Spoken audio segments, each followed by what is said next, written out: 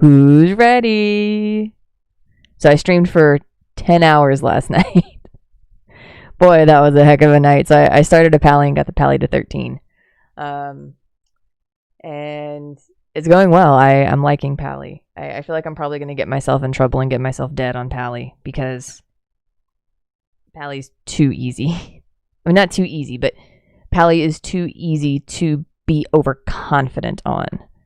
So I'm pretty sure that's going to happen. We should have some music going now. Oops.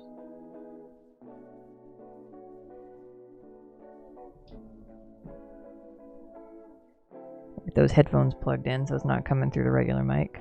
There we go. Alright, so with the music going, with everything set up and ready to roll on Buluc, we're gonna go ahead and get back in here.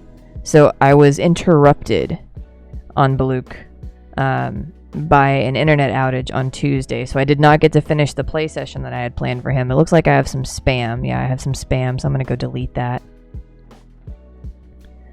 But I did stream for 10 hours last night. It was a wonderful... oh, we can delete that. Yeah, we can delete that. It was a wonderful freaking night. But my voice is shot. So I will probably be clearing my throat a lot, and I do apologize for that. I've got water, I've got ginger ale, I've got whiskey. I mean, I'm ready. I'm ready to keep pumping.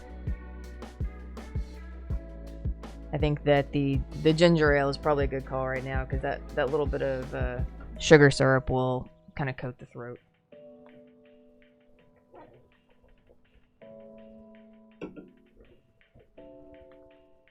Yeah, I brought a lunchbox for the long stream. That definitely happened. I do have a highlight up, so if you have a chance, check out my video, my highlight videos. I took on Goldtooth at level 7. He was an 8 with 1 ad, which everybody knows he has, but I didn't. My situational awareness was not great, and yeah, there were 2 ads by the time I was done. So go check that out. It got a little spicy.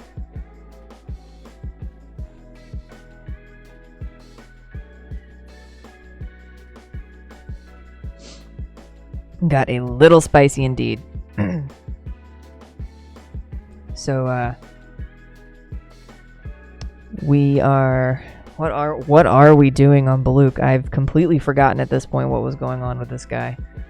Oh yeah, I had made Kodo hide bags. Oh, that was right. Okay. I had a 6-slot Kodo hide bag to put into my bank. That is where I was. All right. For 10 silver at this time, yeah, I'll do it. We'll get that bag in there. Okay, what do we put in the bag is the question. What to put in the bag? Might be a good place to just start chucking random stuff. Oh well, we've got it for later. We're fine. We are fine. Alright, I have an extra one of these. I'll throw that in there.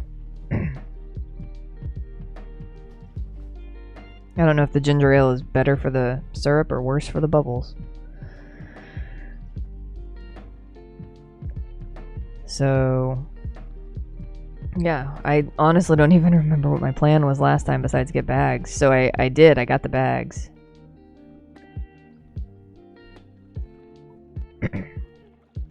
What kind of quests do we have? Okay, we got the Baron stuff. Wharf Master Dizzywig. We need to take him a crate.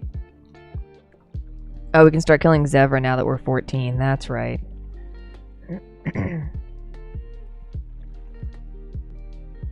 Oh, was there something on that? No, that's not better. Okay, so we don't... Yeah, I'll go ahead and do a couple of green quests around here. It certainly can't hurt me to get extra XP unless it kills me. In which case it hurts me to get extra XP. Okay, I clearly put too many leather in the bank, so I need 10 for that quest. The owner on EU right now is working on the same quest, so... I was watching him for a little while between my long stream and this one. This is going to be a much more chill vibe.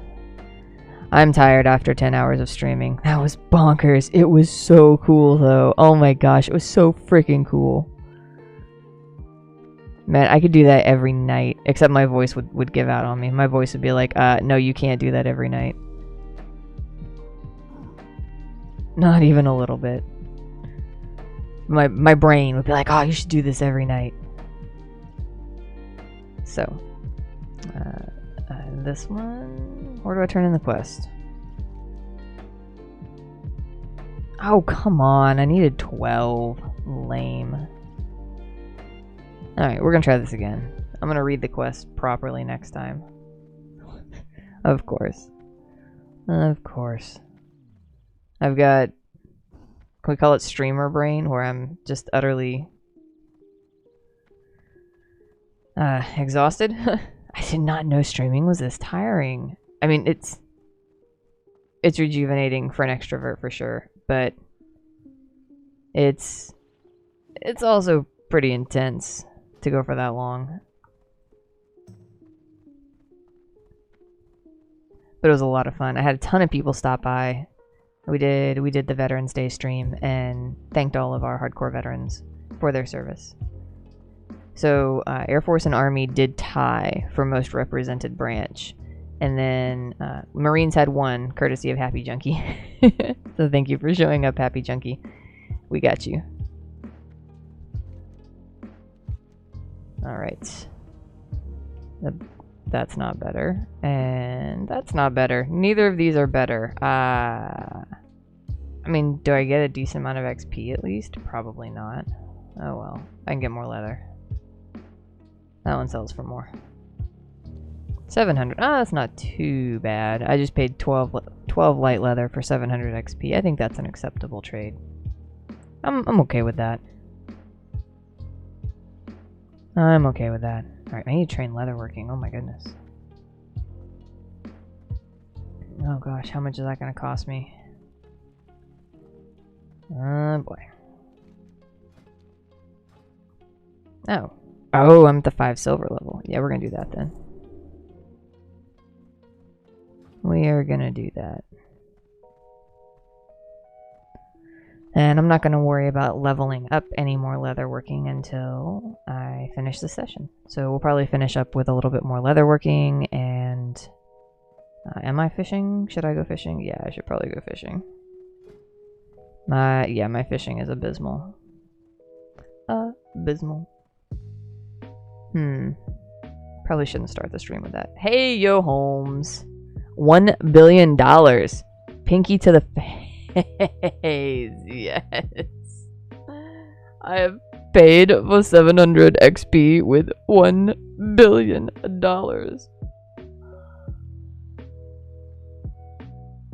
Yes, thank you, Holmes. How you doing this morning?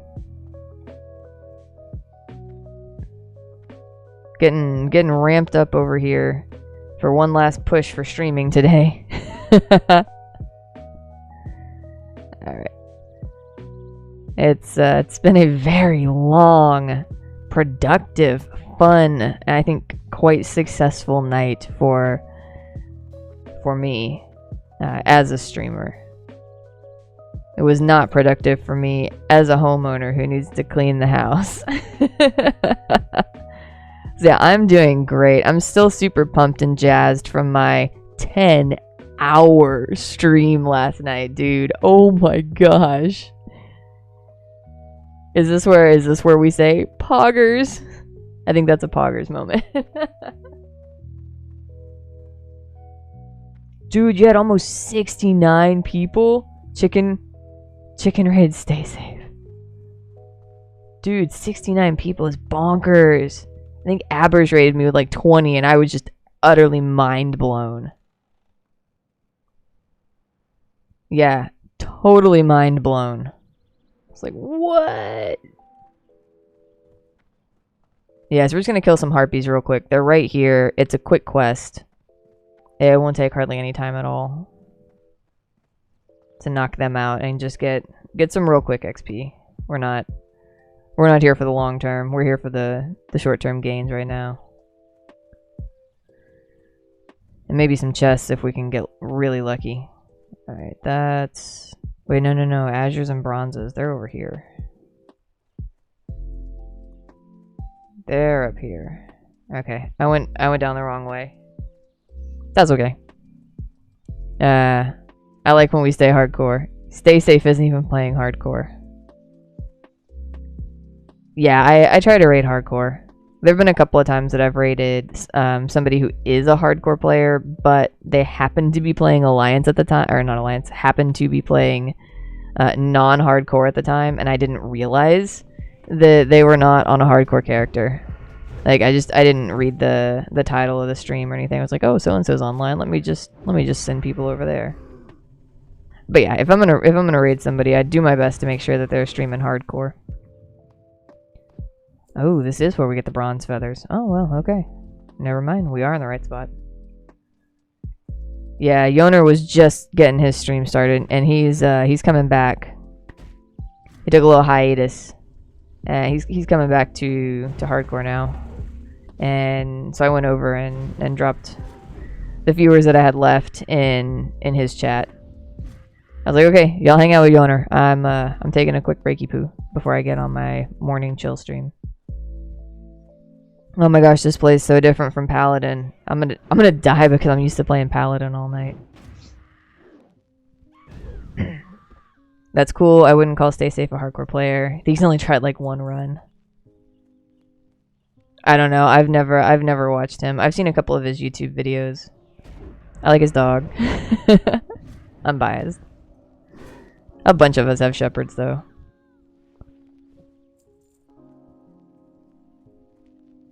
Ooh, is the rare what's her face here? No. So yeah, I don't think I've ever seen his stream. I tend to not watch the really big streamers. I try to keep it in the community and keep it to the small time streamers because I know how hard it is to really get your foot in the door. It just takes persistence. Part of it is networking and making friends and getting involved in the community and not just in a sort of oh don't heal oh come on. I mean you can tell when somebody's there just to get eyes on them versus somebody who's actually trying to become involved in the community. So if you're just there to pimp yourself, you know, that's not how it works. But because I started hardcore basically by just watching everybody. Like I'd heard of it. I heard of it like over the spring. I saw Cargo's doing his first run and everything, and so I just started kind of watching it. Ooh, what do we got? Oh, it's cloth. That looks like leather. How freaking misleading is that? That's not cool. And then you know I started poking around in people's streams over the summer, maybe like July, August. Kind of getting to know people, getting to know what the community was like, you know, feel everything out, see if it was going to be a good fit for me. Grace talked you into it? Awesome. I think Sofix is the one that finally got me to pull the trigger and roll a hardcore. Or no, Sofix is the one that got me to pull the trigger and finally stream a hardcore. I think I had low-key tried hardcore a few times. I think it was on maybe my third hardcore character when I finally streamed it. The warrior. Yeah, that was my third hardcore character. I decided, you know what? I may as well try to get verified. If nothing else comes of this, I'll make friends and I'll get to extrovert all over people who are not my poor wife.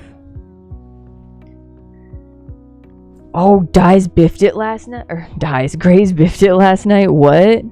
No.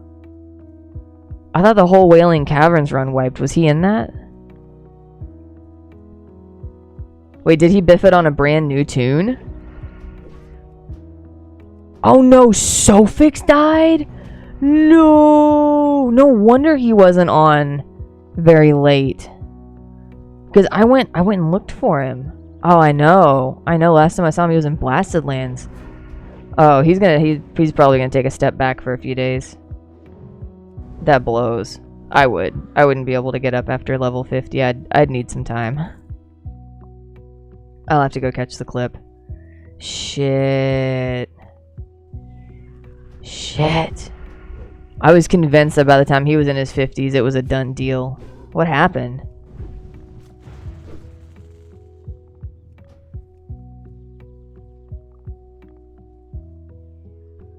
Okay, lagging out, not good. This happened last time and then ended up getting booted offline. The internet company came out yesterday and said they fixed everything. I'm not seeing a difference. It didn't happen on my Paladin at all last night. It's only when I play in the mornings. His vanish was on cooldown. Oh no, shit. Dude, that blows. I'm almost glad I didn't see it live. I would have reacted badly. I've been very invested in Emo Hemo. Oh man. That blows. That so blows. Jeez. Now I'm just sitting here like, shit. Damn. Oh, man.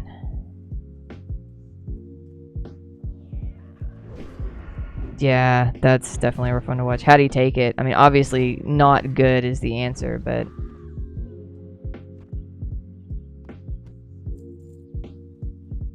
There's taking it badly, and then there's taking it very, very hard. You could feel the pain. Oh, yeah, I bet.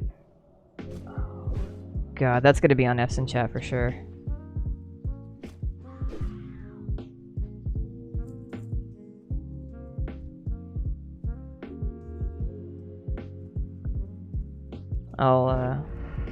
I'll shoot him a message with condolences.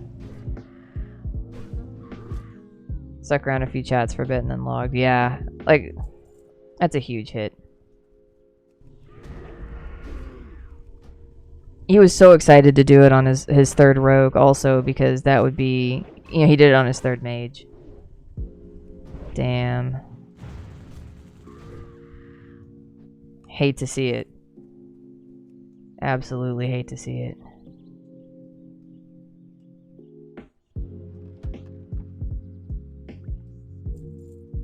I don't know if I'd even come back, to be honest, if I make it that high and I biff and I'm like, well, it took me 8 months to get to level 50. I'm not doing this again. That's gonna be another freaking cloth figure. Yep. What's up with all these cloth items that look like leather items? This is some horse shit right here. Golly.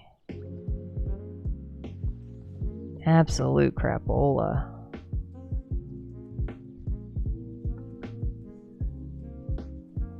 I got a lot more harpies to kill, sheesh. Oh well, this might get me to 15. Because these feathers don't drop very well, so...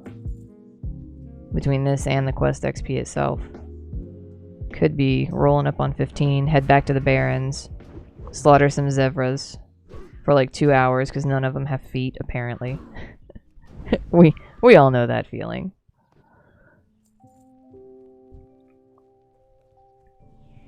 I had a run-in with Goldtooth. I thought that was the end for me because I accidentally pulled an extra ad that was not tied to him, but was in the tunnel right beside him that I couldn't see around to see that it was there. So I didn't account for him when I ran in after Goldtooth. Ooh, I puckered hard.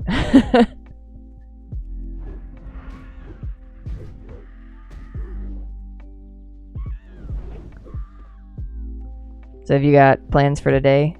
Sleep? Or did you already get some sleep? Are you waking up with coffee?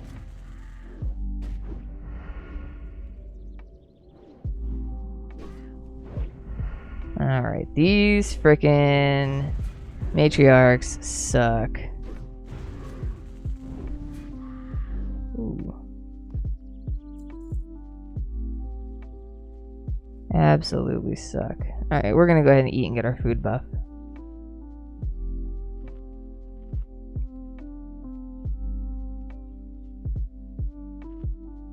Yeah, I was hoping that the syrup and the ginger ale would help coat my throat, but I think the bubbles and the carbonation do more harm than the syrup does good. I could just swap to whiskey. I was trying to get some Laughing Sisters hair in Ashenvale the other day and ran into some skull level PvP guy gardening a tower. Oh my gosh, yeah, no wonder you barely lived. Whew. Good grief, dude. Yeah, that would do it for me. I'd be like, ugh. Oh, well, enjoy your chill wake up. Enjoy your coffee. Enjoy the tunes. Yo, Malarat, welcome back, dude. Welcome back. We've swapped over into chill stream a bit. Yeah, sure. Lurk away, lurk away. Do what you gotta do. Do what you gotta do. We're just chilling and killing harpies here right now. Keeping the vibe more low key. I'm spooling down for bedtime here in a couple hours, and Holmes is drinking the coffee, waking up. Don't need anything too crazy going on this morning. I try to play the rogue slow and safe. He's squishy. He's super squish. Chicken went to the wrong place. Ah, you found the right one. Awesome.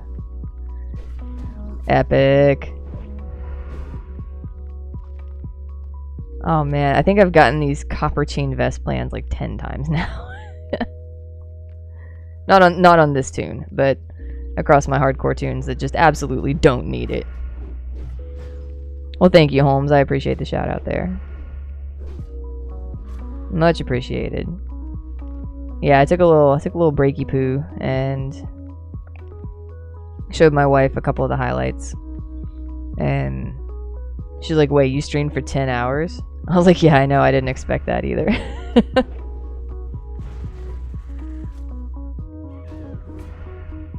Like, oh man, totally not in my plans. I was expecting a 4 or 5 hour stream, but I got a mega raid from Appers about the time I was getting ready to call it. So yeah, I got a mega raid from Appers about the time I was getting ready to call it, and I was like, nope, can't go anywhere now. I'm in this for the long haul. And then people hung around. I mean, I think I still had 9 people here when I went over to Yoner at 6 and took my hour-and-a-half break.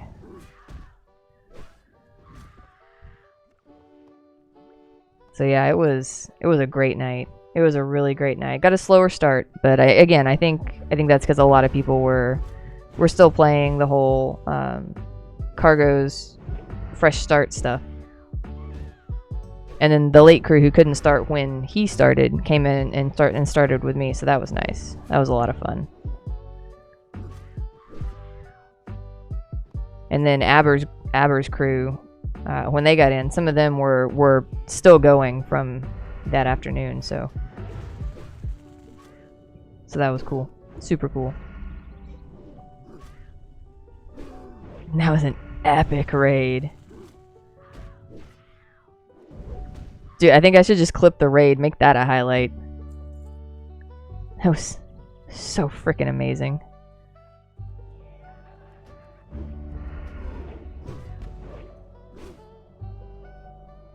I got my heart rate up too. Yeah, my first 10 hour was unexpected too. Got lost in a grind after a death. Ah, yeah.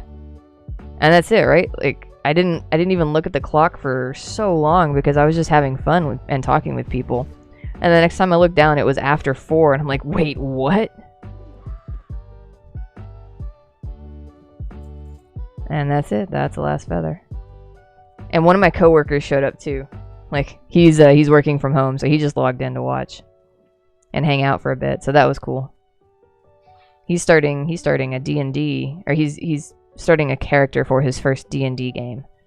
So that was really neat to get to hear about. He's going to be a Dragonborn monk. They're playing 5th edition.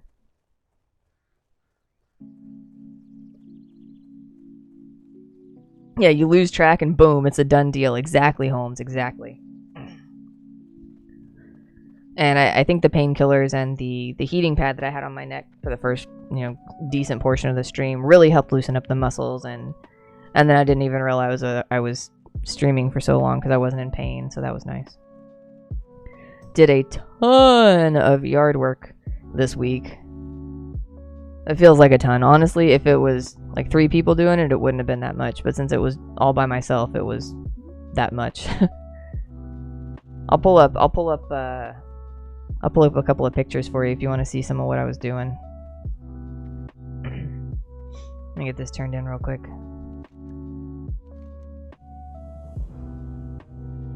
And that's another coin. Oh, dang, there it is. Ding 15. Yes. Dingles. Yeah. All right, let me get this up for you.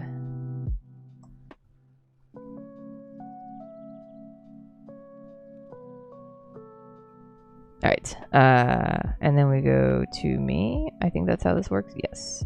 So this was the yard work that I had done. I trimmed the bottom of the tree out front, and we had 2 other oak trees in the back, so this is just one of them.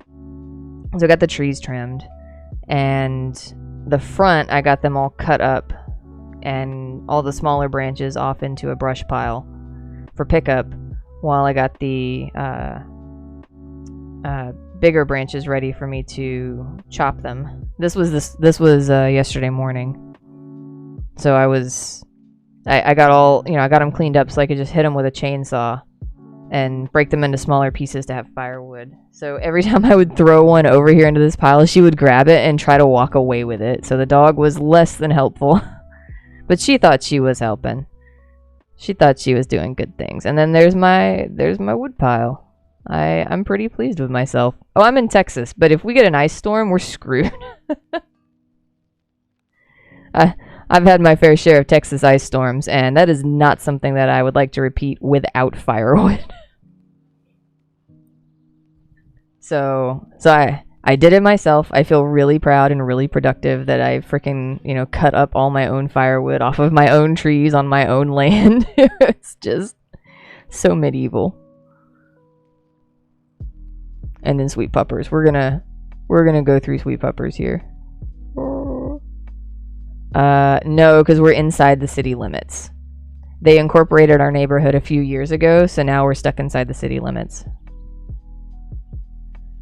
So we can't burn. No burn piles. They used to be able to burn, but not anymore. Plus, it's been so dry here for months, I don't think I'd want to burn. Not leaves. The leaves would just fly around too much. She's like, I can do my own puppuccino. I can hold it myself. Yeah. So when we go to the local coffee shop, I just tie her to the banister and go inside and get her a pup cup. Oh, I know. Oh, it smells so good. I grew up on a farm and we burned everything. Yep. So check out my Instagram if you got Insta. I honestly don't really know how to Insta well, but I would love to have anybody who wants to come hang out over there. Please come hang out. Thank you very much. Thank you. Her name's Tesla. She's a German Shepherd. If you want, I can try to get her on the stream really quick. If I give her a holler, she'll show up.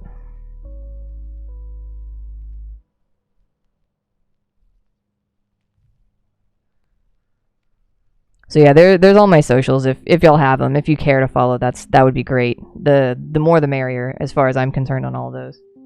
Let me go get the puppers. She loves the stream.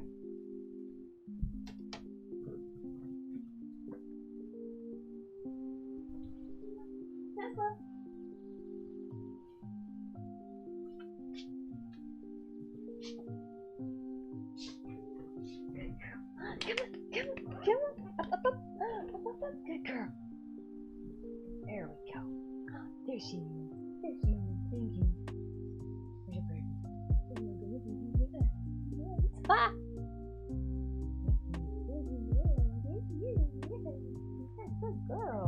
Good girl.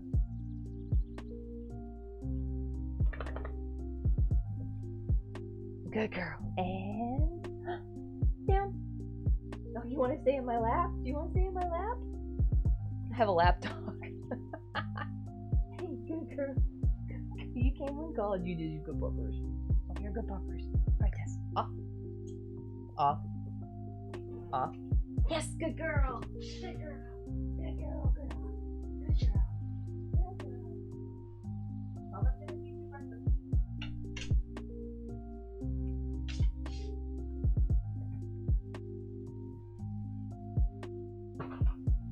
Dude, no way. Dungeons and Doggies? Sign me up. I would be a German Shepherd. No question about it. Don't tell Sofix, but they're the best breed.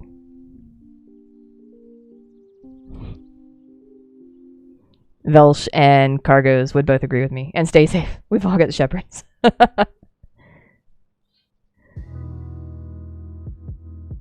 Oops.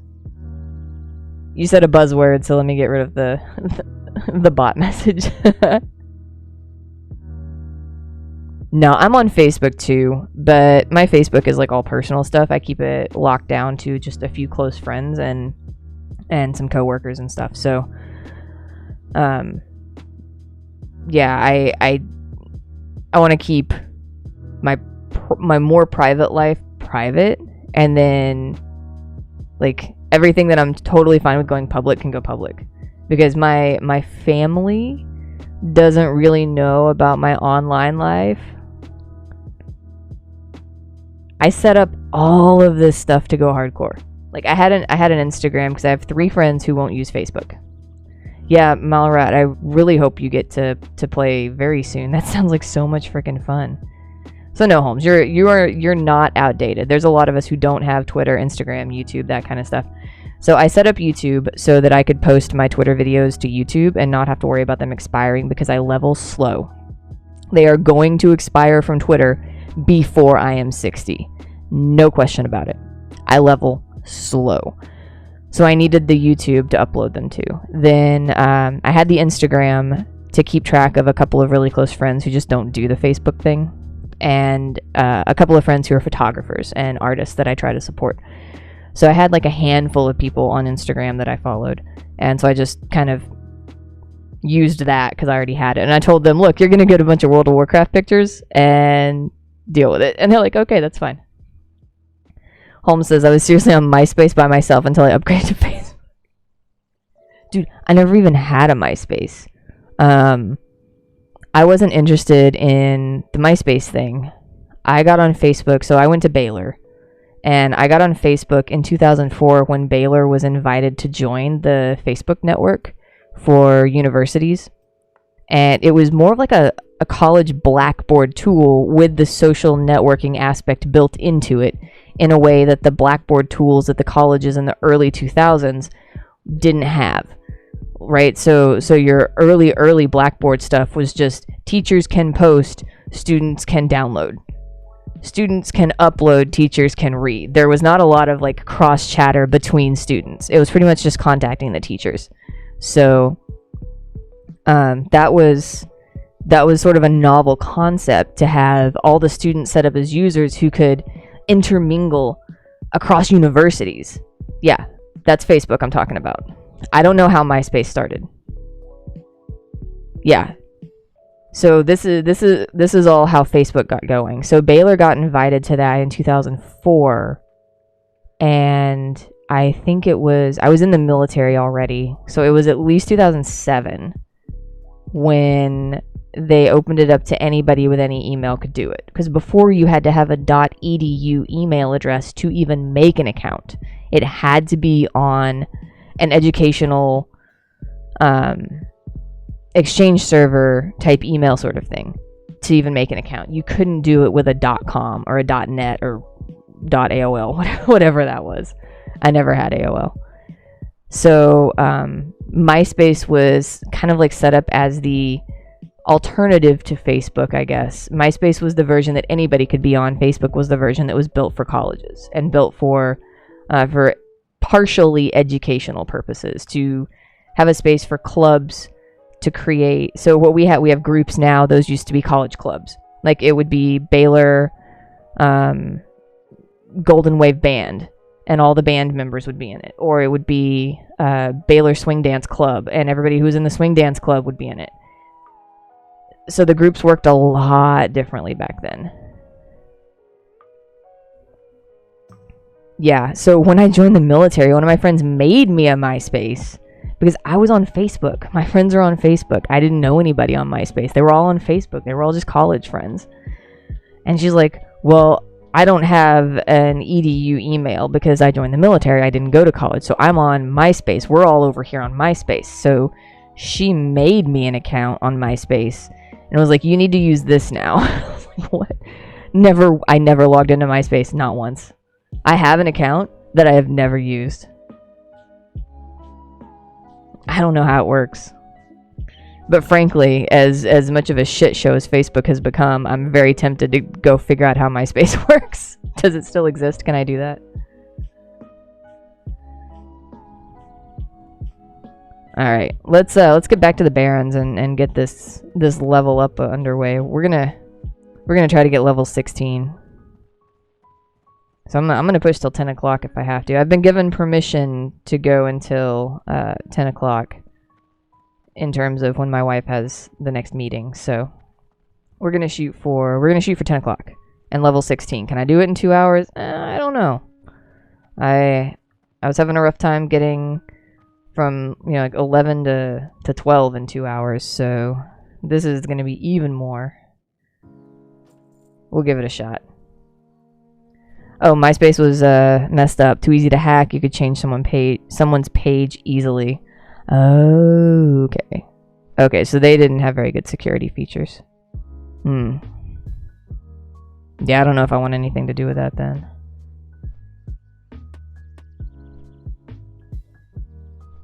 Honestly, I won't even do anything through Facebook, like Facebook Marketplace or pay, like the stupid ads where you can buy things from an advertisement via Facebook or whatever. I do not buy anything through Facebook. I don't send people money through Facebook. I don't do charity anything on Facebook. If I'm going to donate to a charity, I go to their website. If I'm going to buy something from somebody, I send them direct from PayPal. You could set up a song and stuff to play when someone logged on your page. Oh, that's pretty neat. That's really neat.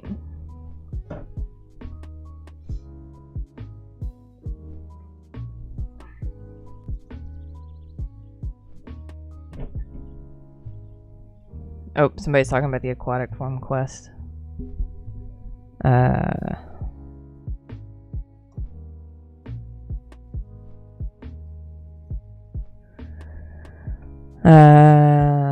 What?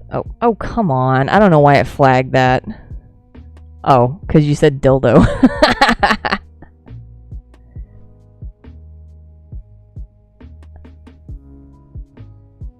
I don't care if somebody says dildo. I didn't set that up.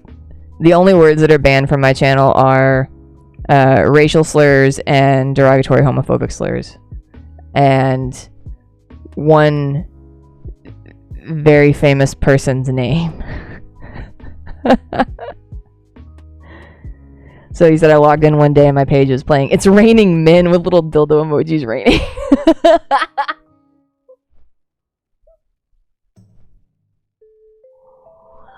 Oh man, I would laugh so hard and then start blaming all of my friends. That is, I'm sorry, not sorry. That is some like top tier level trolling right there. Oh god, that's hilarious. That's like military level trolling. That's the kind of shit we did to each other in the military.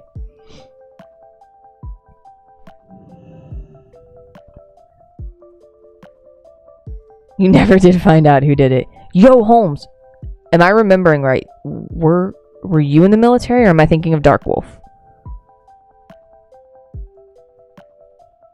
I'm trying to remember.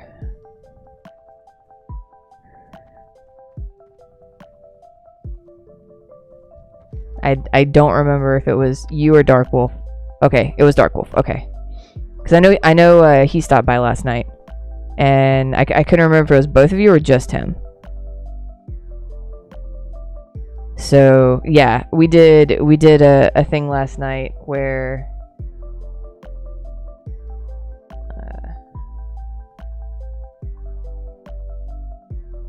hold on, let me pull up the thing we did.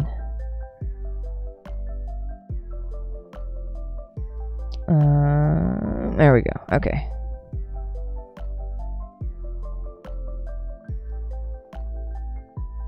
Oh, that didn't work. Why did that not work? MS Paint.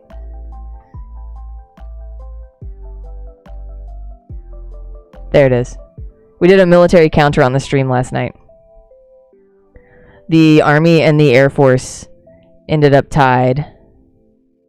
And Happy Junkie rolled in representing the Marines with 1. But we didn't get anybody else.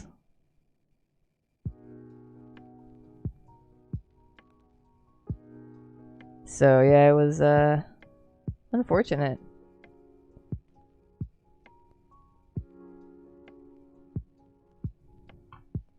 But I've got it saved, and I'm gonna post it on Discord after the stream. That I was too anti-authority when I was younger and missed out on your chance.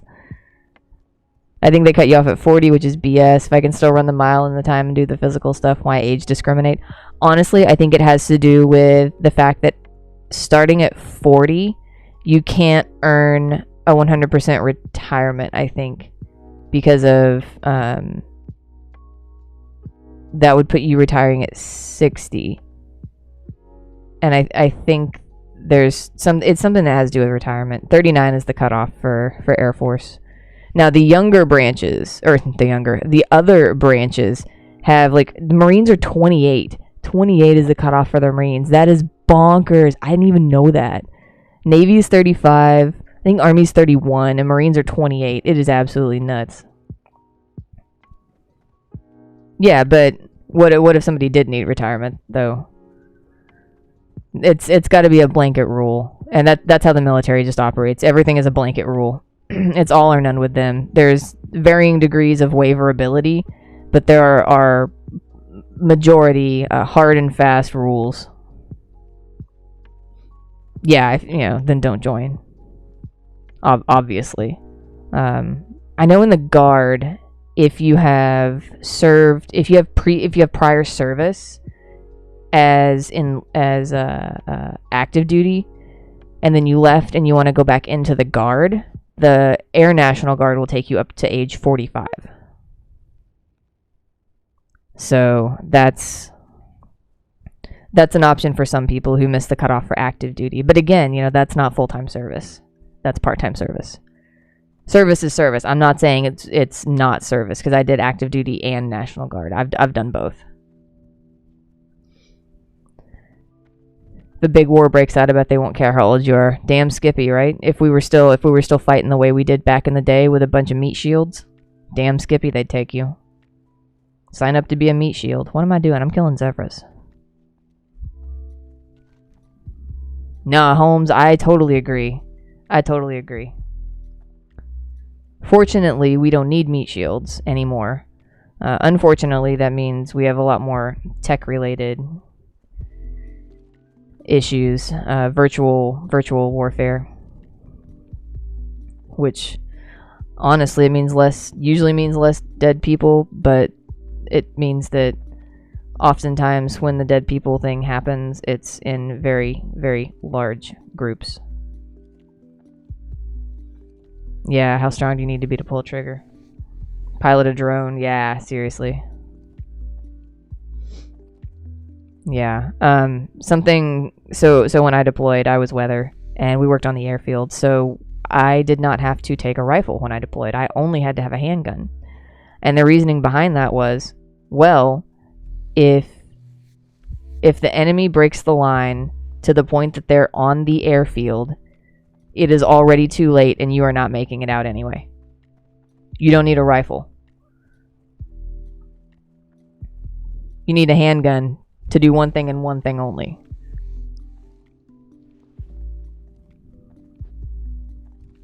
Or get taken prisoner. You can do that, but that's not fun.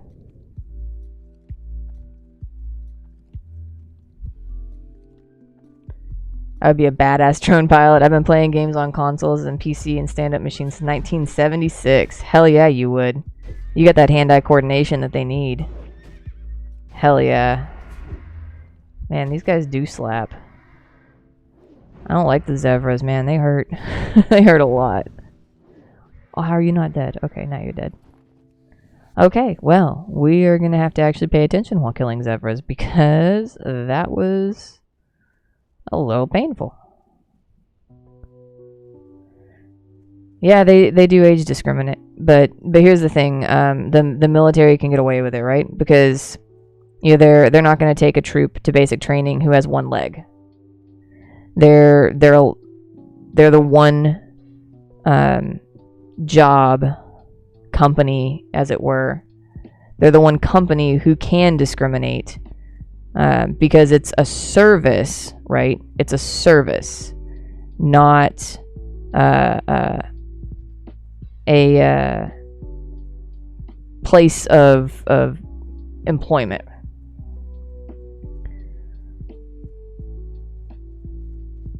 No, it doesn't feel like a service anymore, but they still fall under that blanket and it protects them from age discrimination and disability discrimination. But I mean, obviously, you're not going to hire somebody who's blind and be like, here's a gun, go out on the front lines, because they're blind and they're suing discrimination because they want to be infantry, but they're blind. Like, you just can't do that. You're going to get other people killed if you send a blind person out on the front lines of the infantry.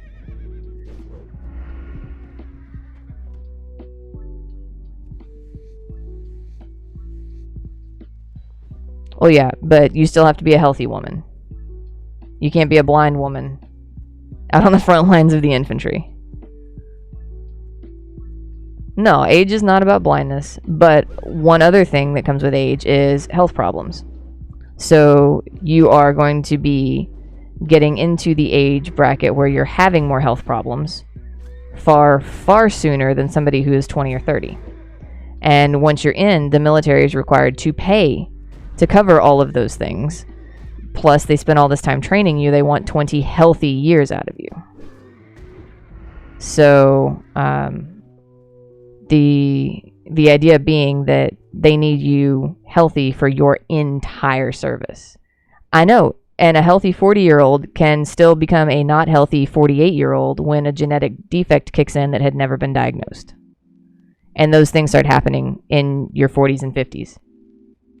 So, and it has nothing to do with what your current health conditions are. It has everything to do with, how soon are you likely to become unhealthy? What are the odds of in 5 years, in 10 years, of us having to shell out a crap load of money to deal with some sort of health issue that you're going to have? And a 50-year-old is going to have health issues way sooner than a 20-year-old on average.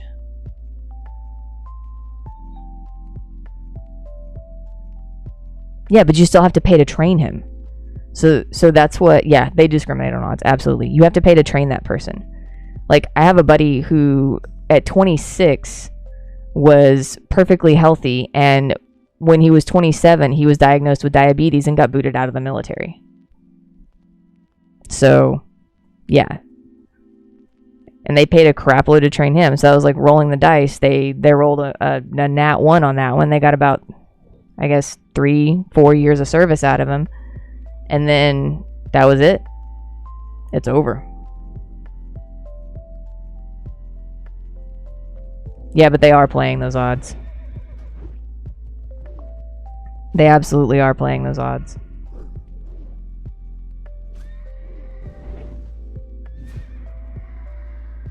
No, it's not a fair thing. It's not a right thing. But it's a thing they do, and that's why they do it. Because the odds are heavily against the older person in remaining completely and perfectly healthy to the level of a young person for the entirety of their enlistment. That's what it is. No, they shouldn't be.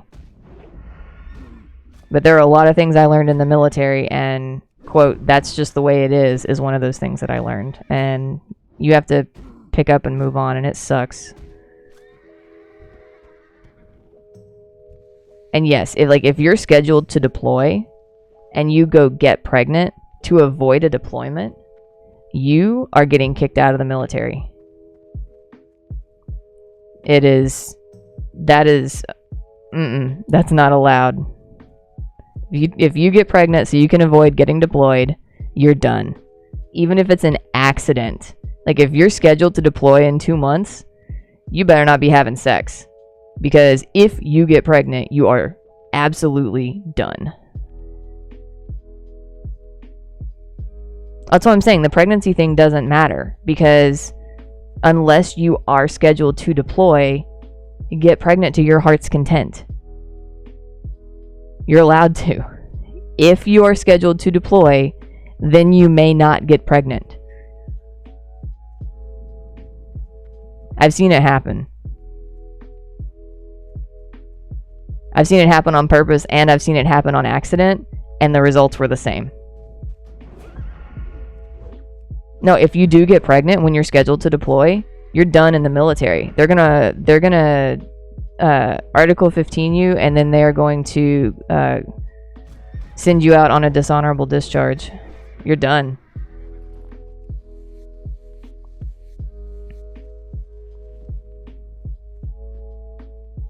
Yeah, that's what I'm saying. If you know you're scheduled to deploy, don't have sex.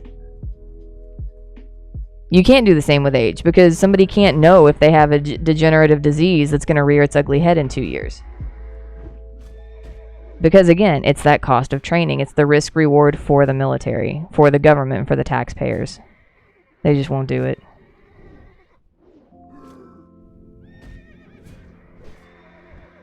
Like, I understand their point. I get it. I don't necessarily agree with their point. But from the budgetary perspective, I understand.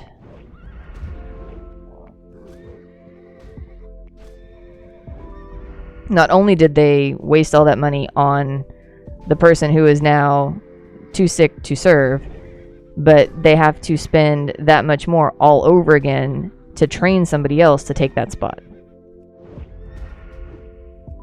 But they're not hurting for people. They turn people away left and right. They get way more people wanting to be in than are allowed to be in. There's no shortage of troops. They have their pick of healthy, young, vibrant troops. That's just the way it is, man.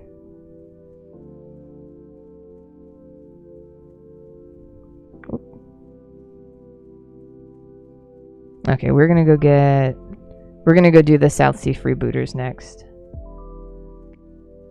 Yeah, but when supply strongly outweighs demand, you get your pick, right? It's like a resume. Whoever performs best on the resume gets the job.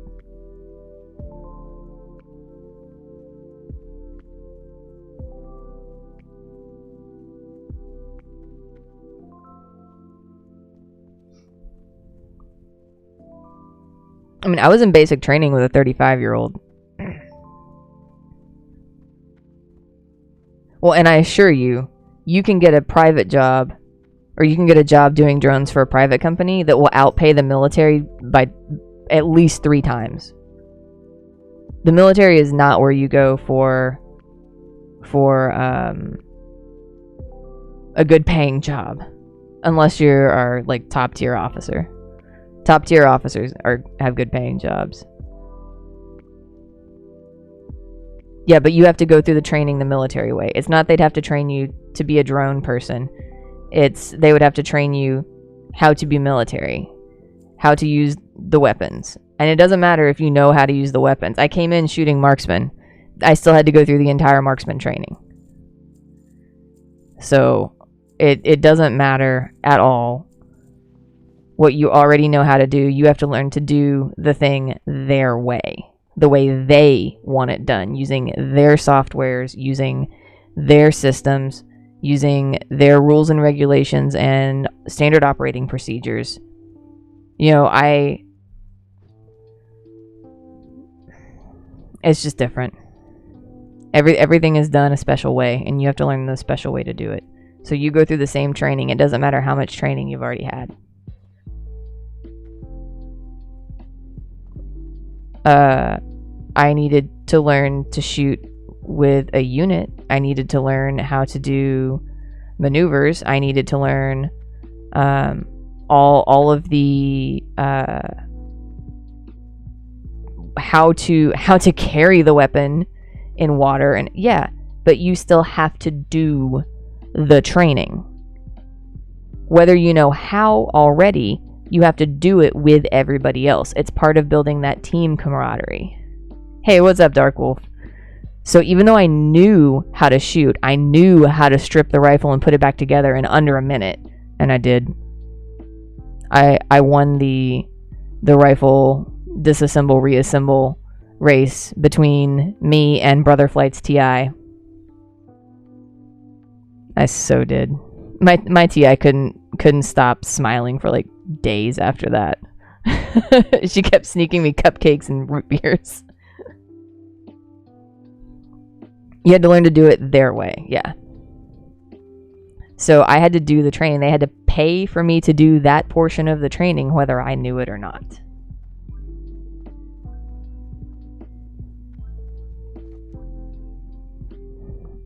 Oh no, I'm not doing that Northwatch gun thing. We're gonna go kill brigands and cannoneers, but that's all we're gonna do over here.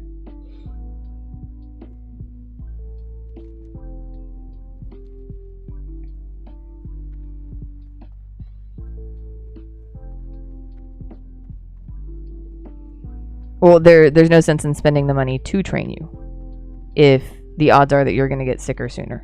Yeah, unhealthy sooner. Yeah, it's true. We're Dark Wolf. We're just talking about how it's the military is allowed to age discriminate, basically. Like Marines, you have to be 28 or under to get in. Air Force is all the way up to 39, stuff like that. So yeah, they're allowed to age discriminate.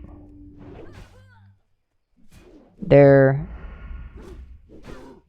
don't follow the same rules and regulations that businesses are required to follow for ADA. The mission comes first, and your feelings about whether or not you should be allowed to serve come second. And that's all they care about. No, not good enough. Not good enough. Because you have to learn how to train and how to integrate with a unit. And if you were fully trained, you are not trained in how that branch operates as a unit. Unless you were in that branch. It is an indoctrination program, and you have to go through it.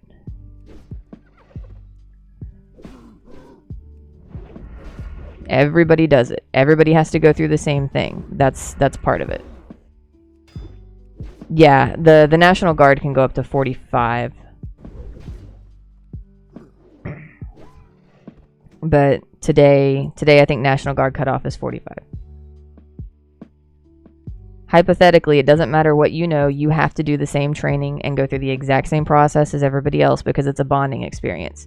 You know that the person that's guarding your 6 has been through exactly what you've been through. You know the level of training they have because they had the exact training you had. It has nothing to do with what you know. It has everything to do with knowing that everyone around you knows literally the exact same thing because you know they have been through the exact same training.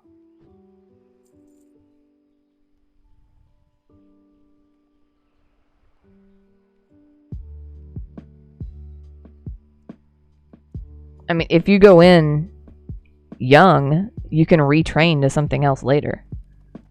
But you've had the basic military training, whether through basic training or officers candidate school.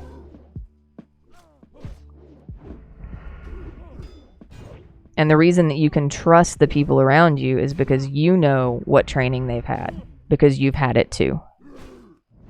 Even if their knowledge of certain things is far superior than your knowledge of certain things, at a base level, they know exactly what you know. They may know more, but they know at least what you know.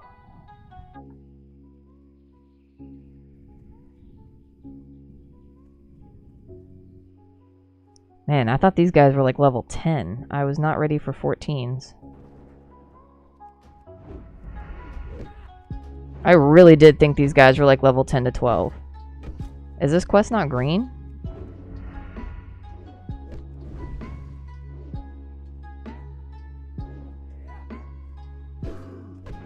Jeez. Man, this guy just won't freaking take a hit. There you go. Run away. Let me hit you from behind. That makes everything better. Okay, let's reevaluate and look at this. No, it is yellow. Okay. Oh well. Yeah, latency's getting up there a little bit. It may just be a daytime thing. I don't know. I don't know.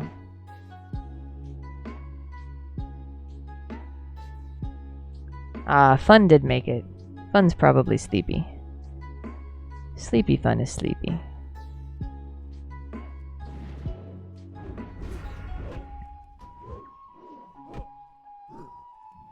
Super sleepy. Alright. These guys, why are y'all 14? I swear you were 10 last time I was here. Yeah, and I had to go kill Tazan or whatever, and I didn't die. I got away. Ah.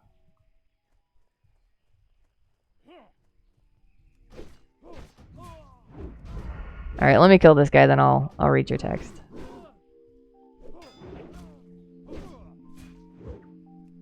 And yeah, I mean, this is for argument's sake, right? We know it's not going to change. But maybe understanding why it's not going to change will help somebody out there who's, you know, bummed out.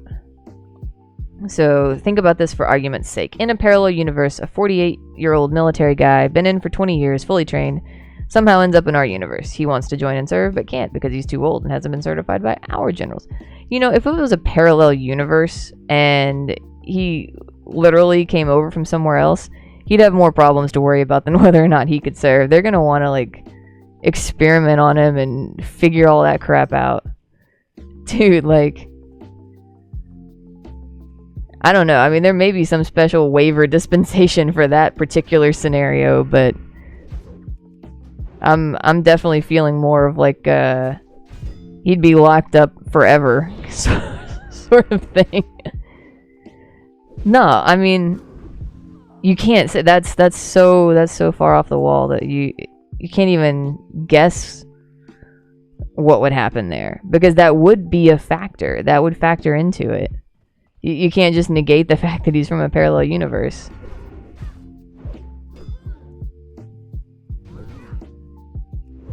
What he could do was say that he left the service and he wants to join back up, because you can go back in.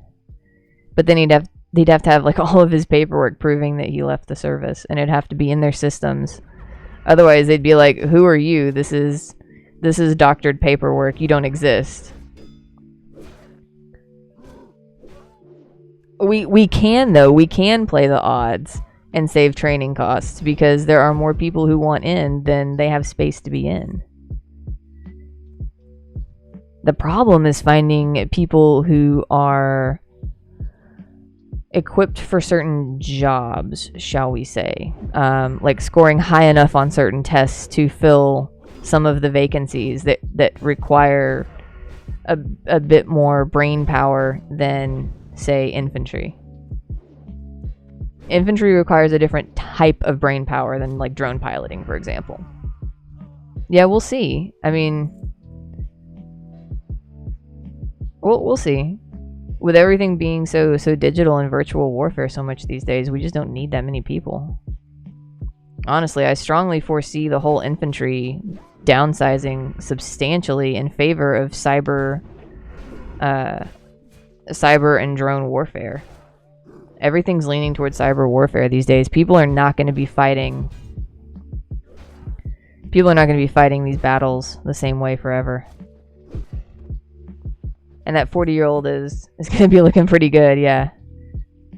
One day you aren't going to have an overabundance of qualified young people. But is that true? If anything, we're going to have continually more and more and more qualified young people. I think we'll always have an overabundance of qualified young people, unless there's some random pandemic that comes up and only kills young people.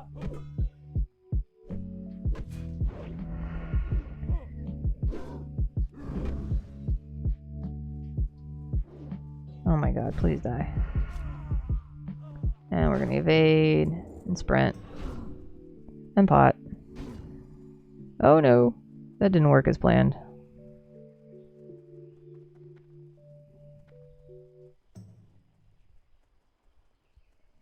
As long as we're continuing to educate our young people, they're going to be plenty qualified for the military.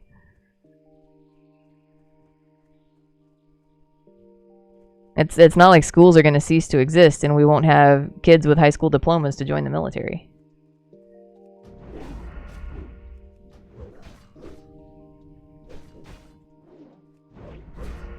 Unless schools cease to exist and kids are just running around in the streets being hooligans, and we go straight up like the movie Hook, like all those kids that just don't do anything but run around and make trouble, the Lost Boys or whatever. Yeah, but we'll never be so uneducated that it's not that we're becoming less educated, it's that the education gap is growing. So we used to have a more even keel on education, and now you've got a crap load of people with high-level college degrees and a crap load of people with GEDs. So the gap in knowledge is growing. So the people who have a college education are frustrated, feeling like the people who don't have a college education are just, you know, uneducated idiots when they may have gone to trade school. Maybe they have other relevant life skills, like they're really good at building things. Oh, I need cannoneers. Oh, gosh. No, schools will not eventually be teaching Dr. Seuss in 12th grade.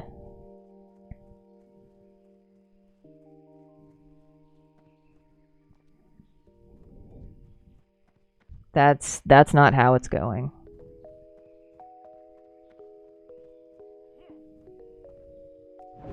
Alright, these cannoneers are a little close together for my comfort over there. But being really good at building things gives you a life skill that someone who is book smart doesn't have. I wouldn't be living in a house if somebody didn't know how to build a house. There's street skills and there's book skills, and the world needs both. Whole loads of people read. I read 2 hours a day. On work days. I read 2 hours a day on work days. On my days off, it usually depends on how many chores I have. I try to read an hour before bed.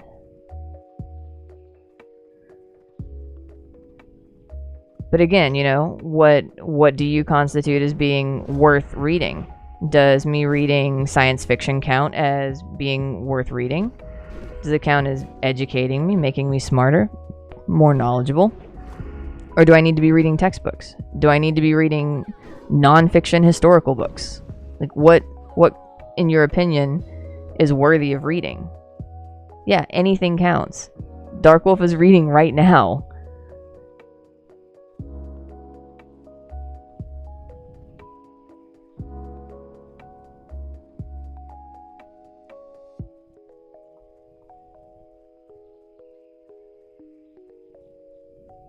I've seen some Tumblr conversations that blew my frickin' mind with how deep they got into, like, psychoanalyzing something.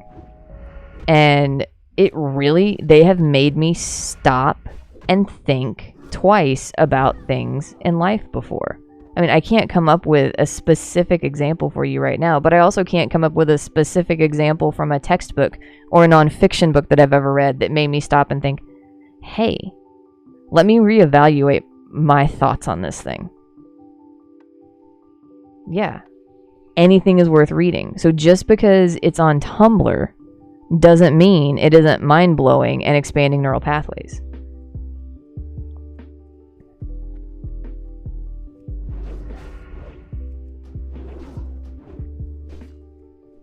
I think the medium that people are using for reading is changing. Like, paper books may not be the most popular anymore, but e-readers are huge. You know, Kindle is massive. Audible is huge. You know, what about the blind people? They're going to listen to audiobooks. On my way to and from work, I get 2 hours a day every day that I work listening to audiobooks. No, I'm not putting eyes on a paper. Well, if anything, it's more expansive because we have access to all of the old content and new content. It's growing more expansive every single day.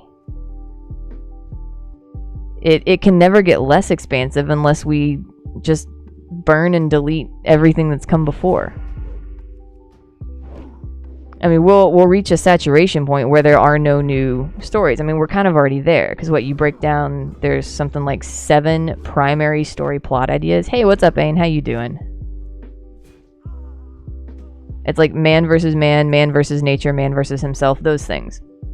So if you break down any new story today, even if it's not rehashing of an old movie, any new book, any new anything, is just boils down to one of those very basic, plain examples. There is no new material. Yeah, I've read 1, 2, 3. I've read 3 of those. Yeah, they were on... Dude, they were on my reading list, and they were on my goddaughter's reading list. I know for a fact she read 1984 and Animal Farm, because we had discussions about both of those. And she graduated 2 years ago. So they're definitely still teaching those. But there's also new content that you have to work into the rotation. Well, then your daughter needs a better school. Or a better teacher. I don't think I read that stuff till 12th grade.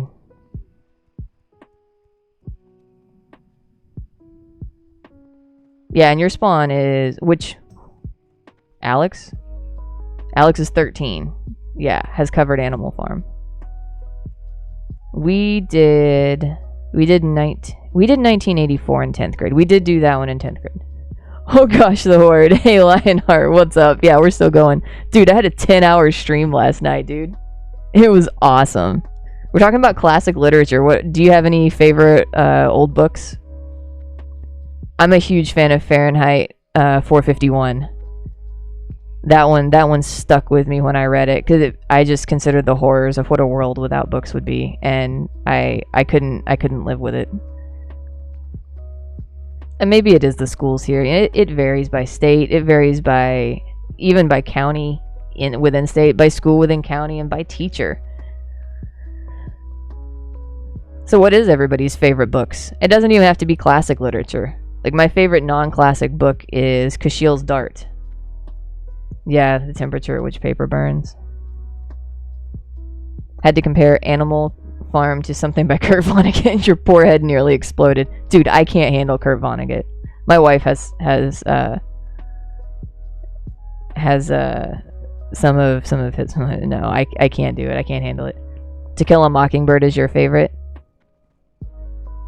Yeah, the Brave New World is the one from that list that I didn't read.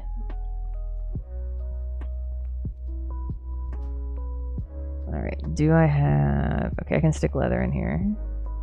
I should probably craft some bandages or something.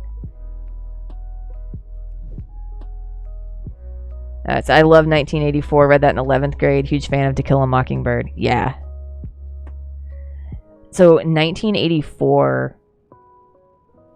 when did I read that one? No, that was 10th grade. That was the same year we did Steinbeck.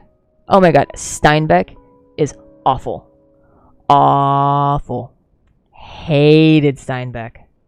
I don't think I've ever so vehemently hated a human being in my life as every time I was forced to read one of his books.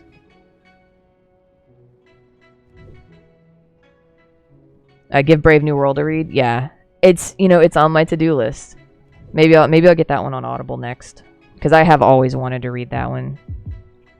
The thing is, like, we have it, I just haven't read it yet because I have so many things on my to-read list that are ahead of it, and I don't like to buy things on Audible if I own the book, because I don't want to pay for the book twice. So I think I just need to sit down and read it. But right now I'm reading a Princess Leia novel.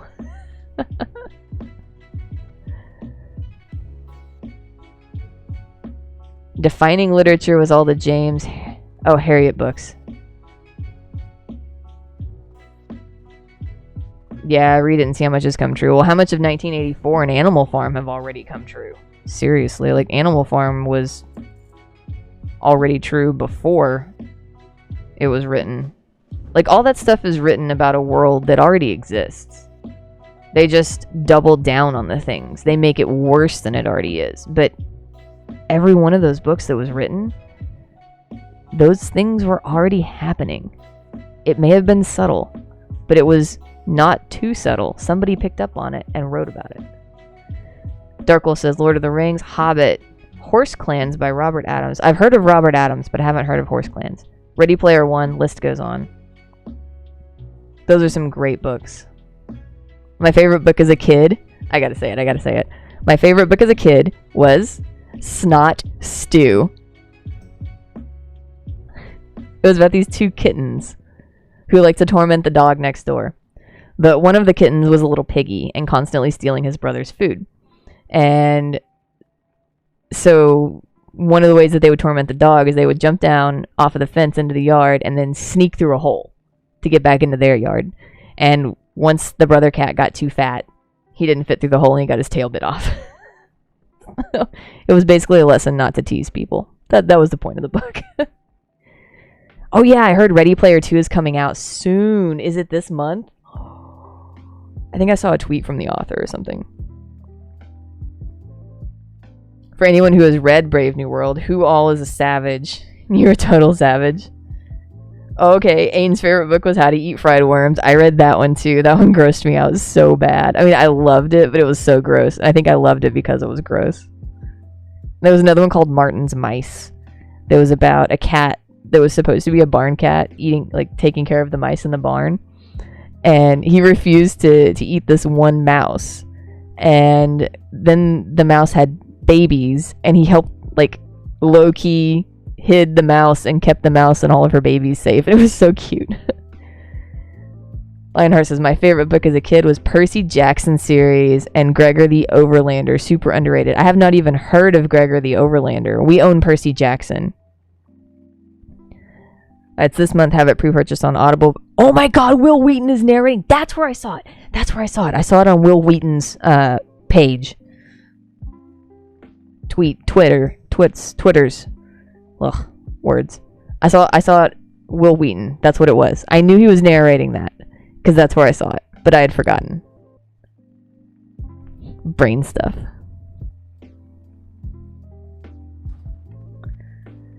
Favorite books were Charlotte's Web and Charlie and the Chocolate Factory. Oh, I loved Charlotte's Web.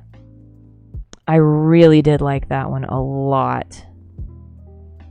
And I did not like Charlie and the Chocolate Factory, though. No, we're not doing Sam Flange. Wait, is this the easy part? No, not doing Sam Flange. Imagine Alice in Wonderland, but with more intense and gory situation. Oh, is that the Gregor the Overlander?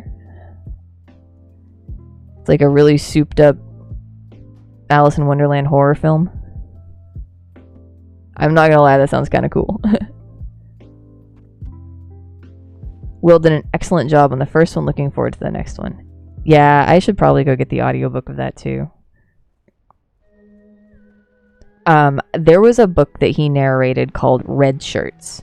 And if you have not read that book, honestly, you should listen to it on audio because Will Wheaton just does a fantastic job. But if you want to just read the book, recommend Red Shirts.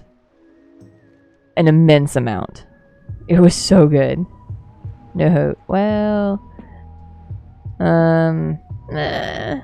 we'll pick up Cat's Eye Emerald, but we're not doing it, and we're not going in the cave. Yeah, Darkwolf says he has Red Shirts. Oh my gosh, I laughed so hard, and then I made my wife listen to it, so I've listened to it twice. I tell everybody to get that book. Oh, look at that belt upgrade that I didn't even see I got. Thank you, and yes, please.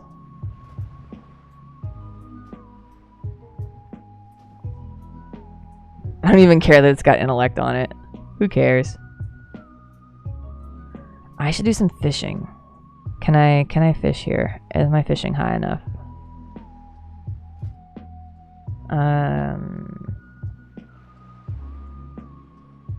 That increases by 25. I can't even use that. Okay, well, I don't think my fishing's high enough.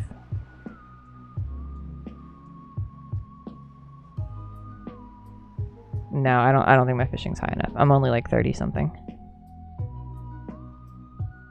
I need to go to Orgrimmar and stand there and do some fishing. Oh, we're gonna go back and talk to this guy.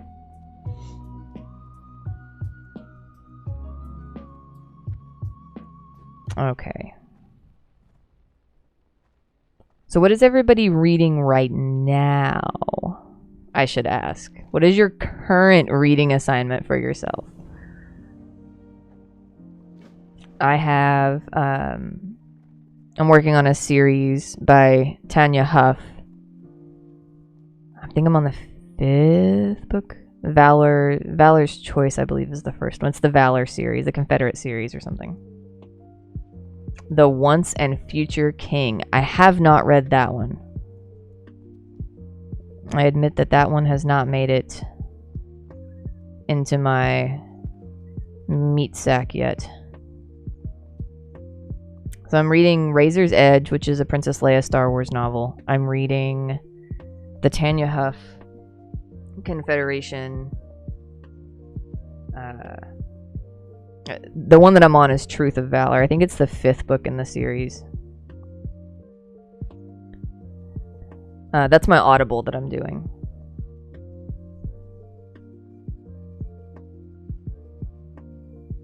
It's about Arthurian legends. Nice. Very nice. Oh, raptor horns. We can pick that up at least.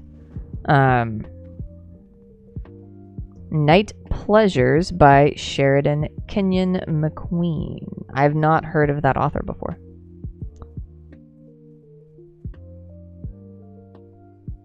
Devin Monk is the author. It's the 6th book about a town called Ordinary where gods and stuff can go on vacation and just be normal. Oh, that sounds like fun. That sounds like a lot of fun. Which one is that?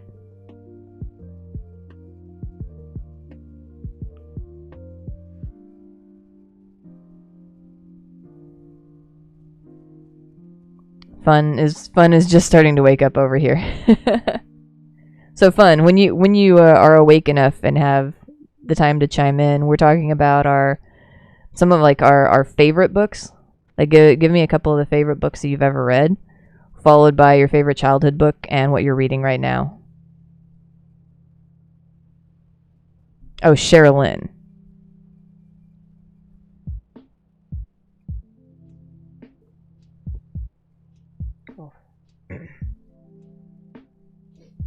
I need more whiskey. Why am I not drinking whiskey? So I think maybe Dark Wolf was around for the Scotch tasting last night. But we went with the Balvenie Taster's Kit. I got the Balvenie 12 Double Wood. It was spicier than a normal Scotch would be. It's pretty good. The series you're reading is called Ordinary Magic. Oh, okay. Ordinary Magic by Devin Monk. Gotcha. Yeah, autocorrect gets the best of us. Are you on your lunch break now, Dark Wolf? Oh, there was much drinking to be had last night. The next one we did was the Caribbean Cask Balvenie 14. And that one was amazing. I'm going to save it and finish it later. It had almost like a toasted toffee almond brittle note to it. Vanilla extract. It was sweeter than the others. Probably the rum cask and parts of sweetness. It had like apricot type notes. Lunch is over. Good hunting. Stay safe. Don't die laters. Goodbye, Dark Wolf. Thank you for stopping by and spending your lunch break with us. It was nice to get some of your views on books. That was cool. Thank you for sharing that. And the last one I had was the Doublewood 17. So it's done in the ex-bourbon cask like most Scotch, and then followed by an sherry cask. ex-sherry cask, which gives it a bunch of dark fruit notes. I think the way I described it was take a cherry, remove all the tartness from the cherry, soak it in vanilla extract, and lock it in an oak box for a week. And then that's what it would taste like. Cherry without the tang, plus vanilla extract and oak. It was actually really good. So yeah, it was a good night. We did the scotch tasting. We did some Instagram photo sharing. What else did we do? We did the Sweet Abbers raid. Oh, that was fun. What am I here for? I am here for some not stolen booty. Was it stolen booty? Yeah, it was stolen booty. Okay, well, I can stealth over there. Whichever of your Facebook friends recommended the Solar Clipper series by Nathan Lowell has cost me a lot of money in book purchases, but was it good? I assume so if you kept reading them. Oops. I guess we're gonna kill this one. I keep forgetting these are 14s. I'm still thinking that they're level 12s, because there are some level 12s. Like the brigands are much lower than the cannoneers. And it's really cheesing me that... Oh my god, just die. Don't pull. Alright. Wow, this lag. Oh my god, my latency is up again? It did this yesterday, and then on Tuesday, and then the internet kicked out for good. It's amazing.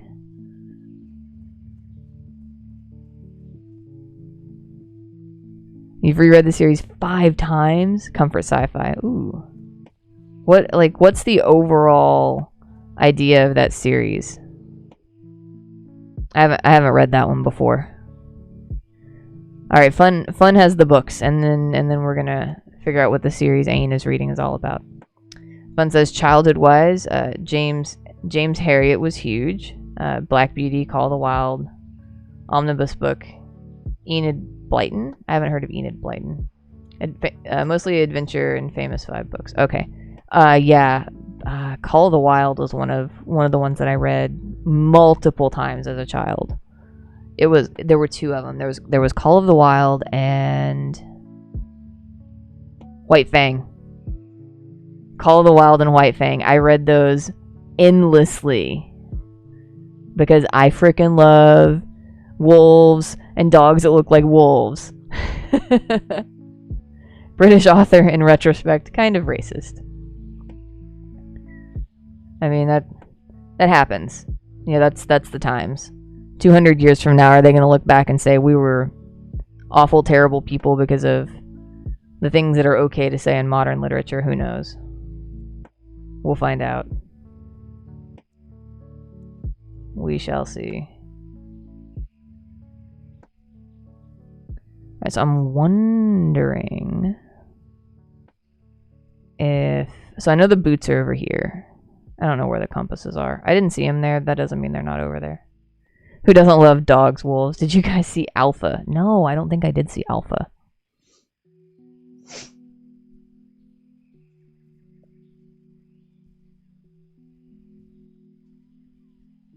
Is that a new movie or something? I'm horrible at catching new films. Because I work nights, I don't get to go do anything. Oh, Swallows and Amazons too? What is Swallows and Amazons? I've never heard of that. I gotta see it?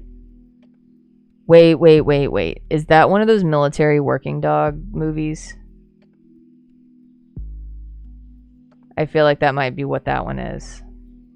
It sounds familiar.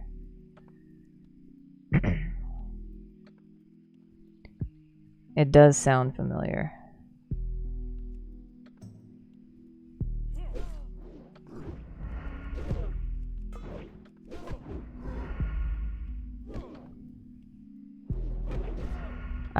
It's not new. It's a story about when we first became... Oh, that one! Yeah, I wanted to see that so freaking bad.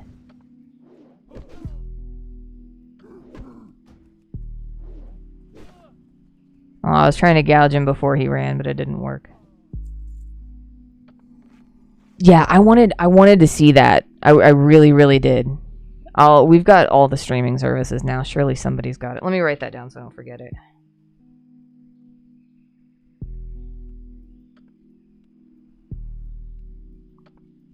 Maybe my wife and I can do movie night tonight with that or something. That would be cool. That would be what they say, a poggers. Ugh. Does this guy pull separate? Somebody tell me this guy pulls separate. I feel like they're all three gonna come no matter what I do.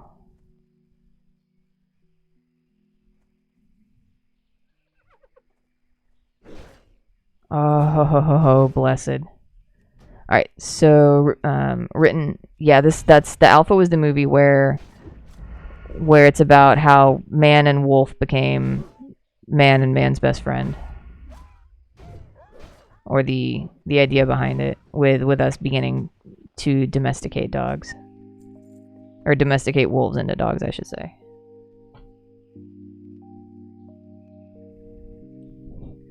So, written in... Fun said that Swallows and Amazons is written in the 30s. Basically, kids on summer vacation camping and sailing in boats. That sounds fun. That sounds kind of like the Hardy Boys or something. But with a little less element of mystery. I wonder if I can sap one and kill the other without aggroing those dudes from back there. Maybe I can... do I have Vanish yet? No, I get Vanish at 22. Okay, maybe I can sap the Cannoneer, kill the Brigand, and then claim the booty? Sap the Cannoneer, gouge the Brigand, and claim the booty.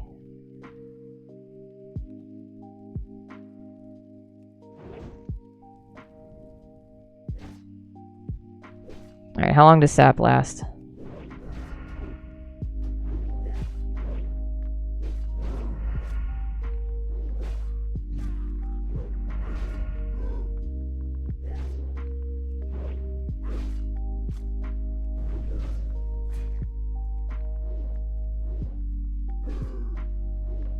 Please kill him.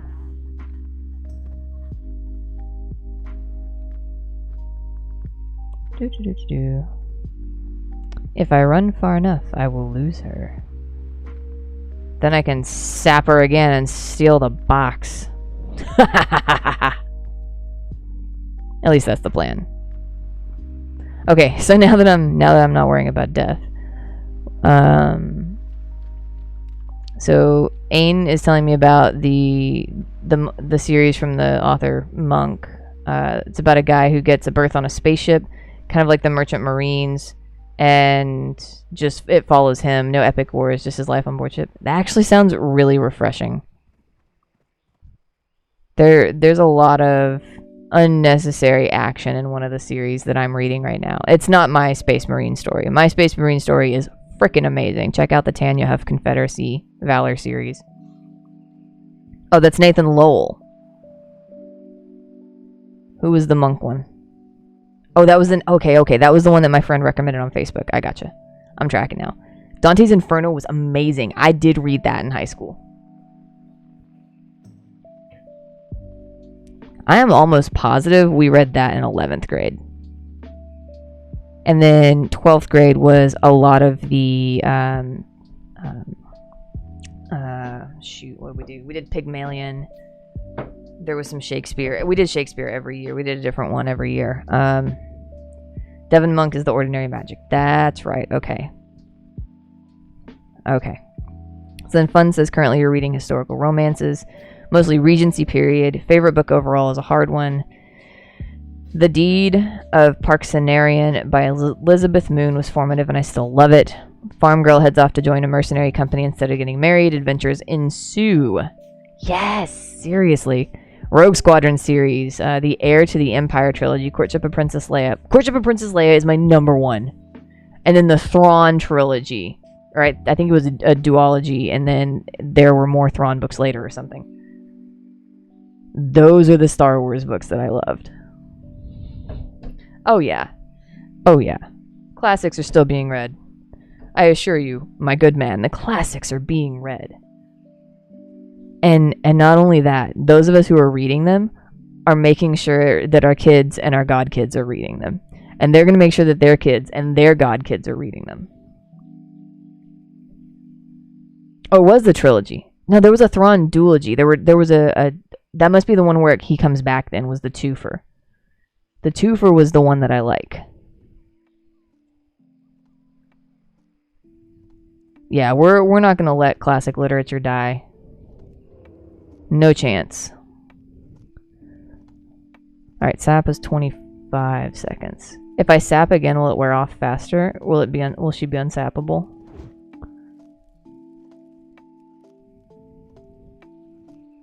Yeah, the duo was the one that I liked. I liked that one better than the Heir of the Empire. Or Heir to the Empire.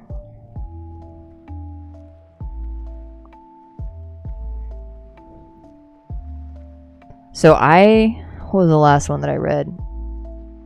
Going in proper order. I'm ready to start the New Jedi Order. That's where I am in the overall series. I've read everything up to the beginning of New Jedi Order, and then gone back and tried to find more and plug in holes as I can. Like for Christmas, I got Dawn of the Jedi, and I got the Sith anthology that's got all like the novellas of all the different Siths. So I've got a bunch that I need to go back and read. I got all the Han Solo stuff, which I think I've already read Adventures in the Corellian Trilogy, but I got something else. I got the Lando stories too.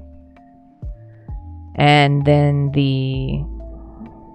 I actually got the kid series. It's about Obi-Wan's like young Padawan training. I'm missing one, and when I get it, I'm just gonna sit down one day and blow through the entire series. I mean, because they're kid books, right? It's gonna take me like 20 minutes to read one of these.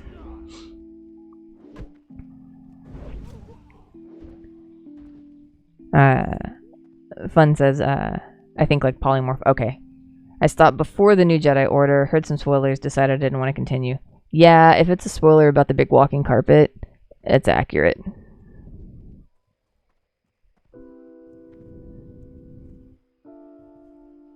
And, okay, so I got the first book of Discworld, and I absolutely hated it. Oh my god, I'm stuck on a tree and being attacked. So I got the first book of Discworld, and I hated it. I couldn't even... Wait, no, not Discworld. Disregard. Back up. Discworld is the one that Color of Magic is based on, right? Okay, so I like that one. I want to read Discworld. Ringworld is the one that I got on Audible, and I absolutely hated it. Yeah, I haven't been able to keep up since the rights got... Yeah, exactly. When Lucas expanded the rights to Star Wars Expanded Universe, I can't keep up either. Alright, we're gonna sneak back here and kill this guy first. And then we're gonna pull the same routine on these guys as we did before. First we're gonna do a little pickpocket maneuver. Well, thank you for that empty wallet, my good sir. Come gently with me, one step at a time, so that you don't start shooting instead. Alright. Let that focus build back up. Okay. There we go. Really like the Golden Compass trilogy, but it's kind of been tainted by author bullshit. Dude, we started watching, the one that HBO made based on Golden Compass. Sabriel by Garth Nix. Oh, a neat take on necromancy. That sounds cool. I'm thinking maybe who do we sap? I think sapping the Cannoneer was the right idea last time. We're gonna get up in there and sap her. Turn around, please. Face the other direction. There you go. Yep. And we're gonna kill you. We're gonna kill you as quickly as possible and get that boot shipment and run if we can. But she'll probably be awake by then, so we need to be ready to run in general. Or be ready to just kill her.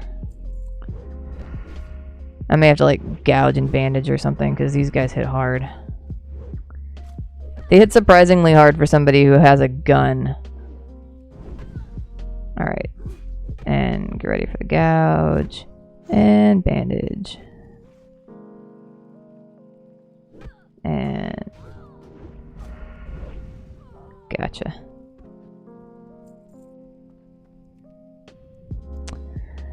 Yes, I know evasion is a thing. It's also got a long cooldown and I'm twitchy about using it.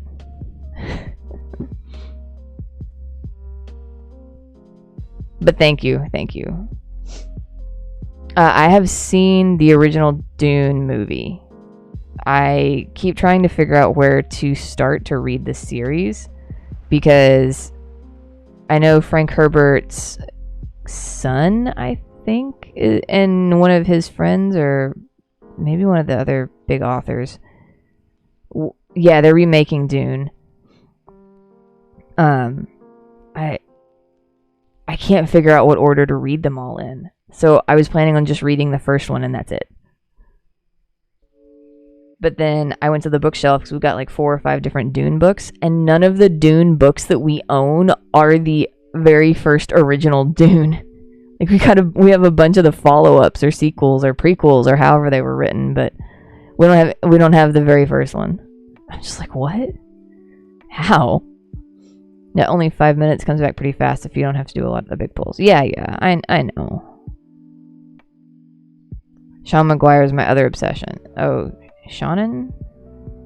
Sean? Who is that?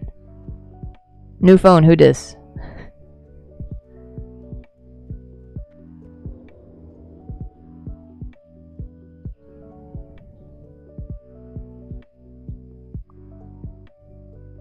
Oh man, I really want to get to 16.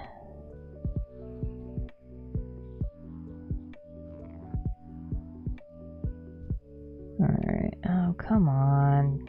Turn around. I only want to picture pockets.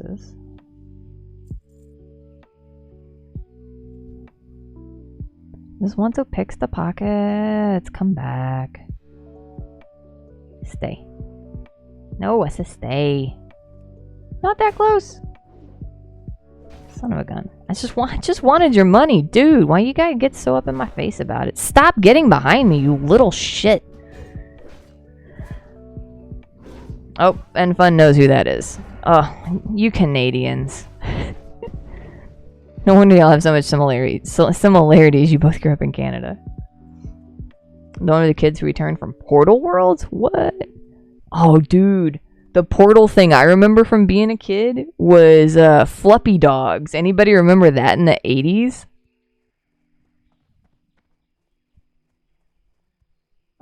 She writes an urban fantasy series about elves, another about a family of cryptozoologists, and a series about a road ghost. I would probably be down for the one about a family of cryptozoologists, but I don't do a lot of urban fantasy. I definitely like the high fantasy flair. That's why I don't like a lot of the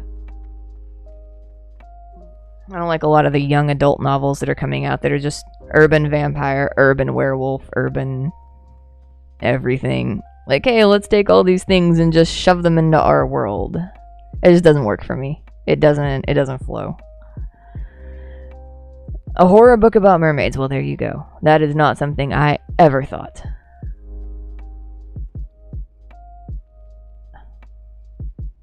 Dude, Holmes, I don't know why that blocked that.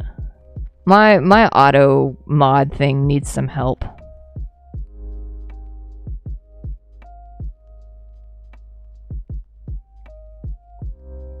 So, Ain, I gotta ask. I don't think I put it on Facebook, so I doubt you saw it. But did you by any chance see the haul of firewood that I managed to produce between like Saturday and yesterday?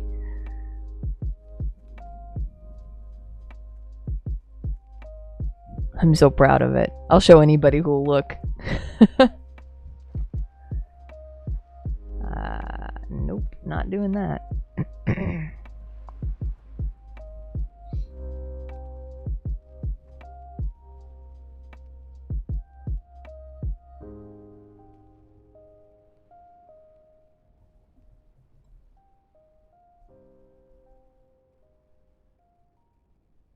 Alright, we're going in here. You did see it. Oh, good, good. Oh, you are on Instagram. I totally forgot that you are on Instagram. Okay, cool. Yeah, I felt like... I haven't felt like I was in the SCA as much as I felt like I was in the SCA this week. It's been months since I've felt like I was in the SCA as much as I did cutting my own wood. I felt very medieval. Very self-sufficient. Alright, what all have I got over here? Ooh, cloak upgrade. Oh, now that is pretty. Oh, we gotta find some sunlight. Y'all gotta see this beautiful freaking cloak. Check that out. Look at that. Man, if I had a transmog in Classic, this would be my cloak for the rest of my existence.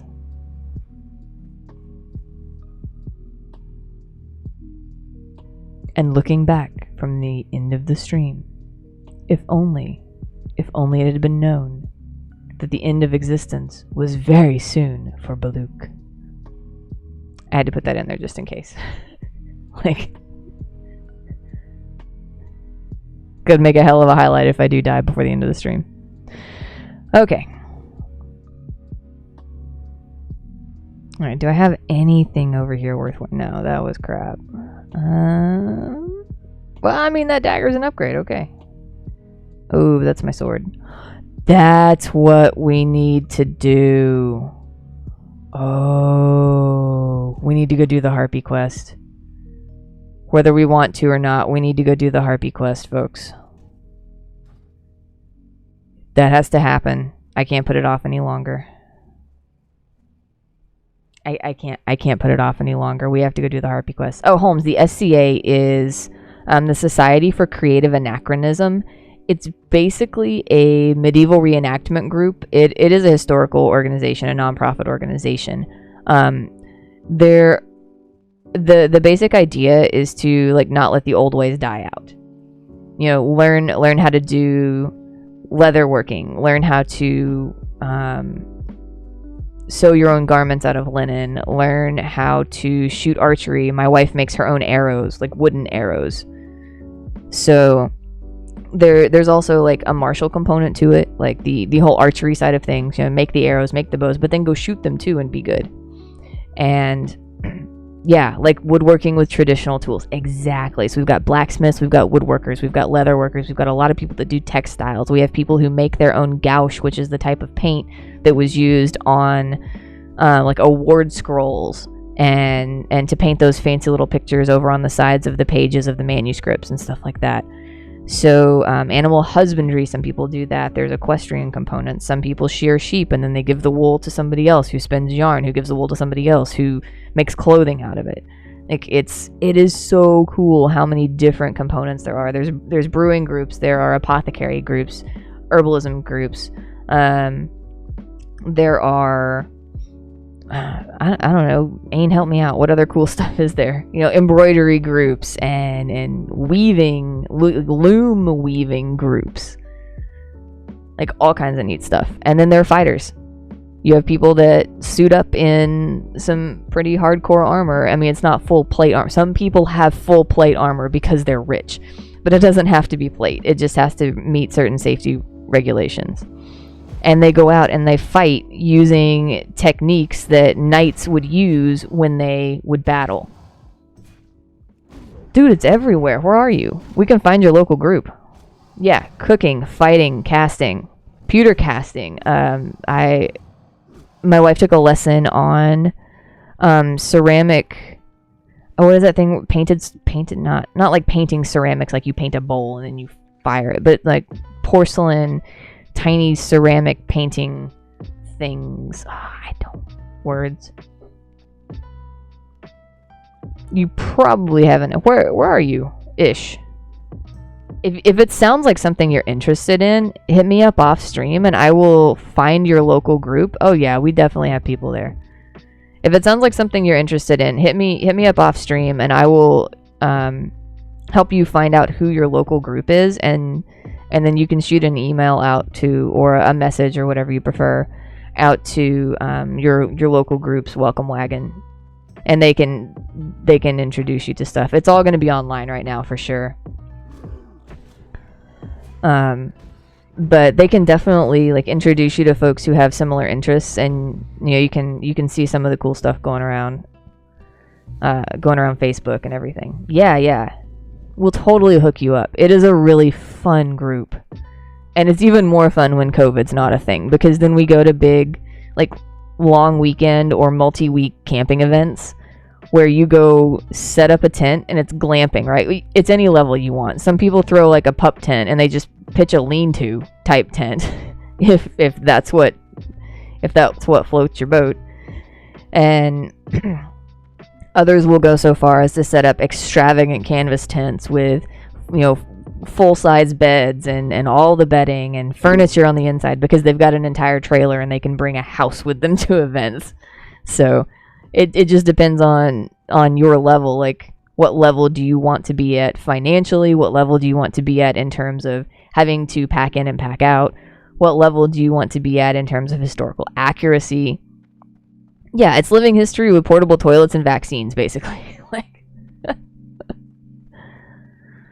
yeah. Yeah, this is definitely the place to go for the traditional crafting, for the martial activities. They have fencing, which it's called rapier. It's basically the precursor to modern day fencing, where the blades were still a lot fatter, but they were much thinner than a broadsword. It's that in between between broadsword to pencil thin and rounded, or whatever the modern stuff is. Now we're just gonna sprint because I'm sick of walking across. So we're gonna go this way. Nope, we gotta go sell stuff. Yeah, we'll hook you up, because Ain and I are both in the SCA, so I can help you find your local group. Ain, do you happen to know which kingdom Tennessee is in? East or west? That may actually encompass 2 kingdoms, because it's a very long, skinny state.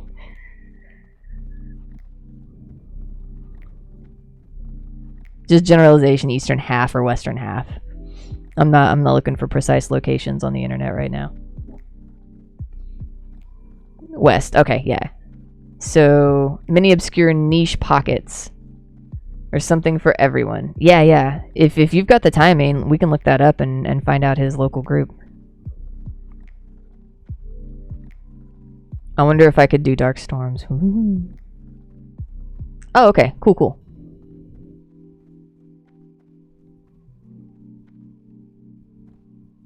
And the odds that one of us knows somebody who is actually in that group is not insignificant. So you may have to, once events start going again, you may have to like have a little bit of a drive to get to any of the like bigger meetings and things. But especially after COVID, I have a feeling there's going to be a much stronger virtual component to the different, I guess, guilds within the group. So I'm part of a brewing guild, and I'm part of an herbal and apothecary guild, and my wife is part of the archery guild, stuff like that. So you have to drive to get anywhere. Yeah, I know that feeling. I grew up like that.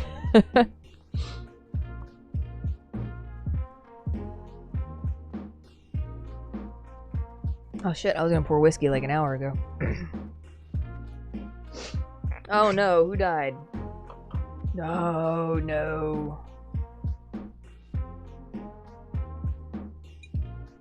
Did Kyanda die also? Did we lose her?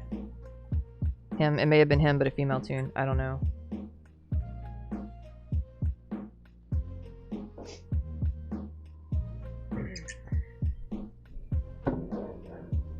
I guess I can check the guild and show all members. Alright, show offline members. Glen Aubin is the local kingdom since they have Memphis. If not, it's Merides. Yeah, I think Glen Aubin is right.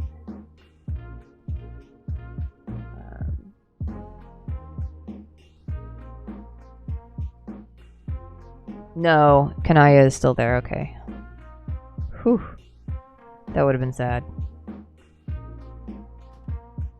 Did y'all see the Euro Guild for hardcore is doing like some level of, I don't know, a ranking system or something? I don't know.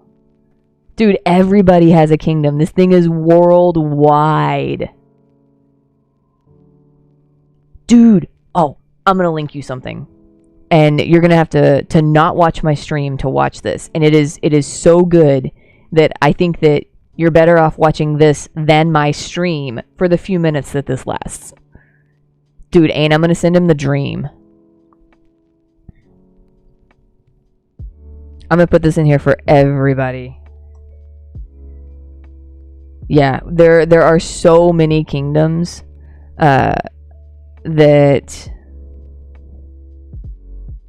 like it's all carved up. Alright, memory is spiking. So, oh, thanks Omega. I appreciate that. Yeah, I'm drinking, but not as much. So, can't say no to the whiskey, but we can say no to the death. What do we tell death? Not today. Thanks Omega. I appreciate you stopping by today. How are you doing? Okay, Holmes and anybody else who's interested in medieval reenactment and old school crafting techniques, go ahead and check out this sweet, it's almost like a trailer video for the Society for Creative Anachronism. Ayn and I are both in it, and we just have a ton of fun. My wife does archery, I do brewing, I do some like herbal and apothecary related stuff. I've been dabbling in Bardic, trying to bring myself to sing in front of people. Omega's doing pretty good, eating a chocolate croissant. I'm jealous. I'll have to make do with some whiskey over here.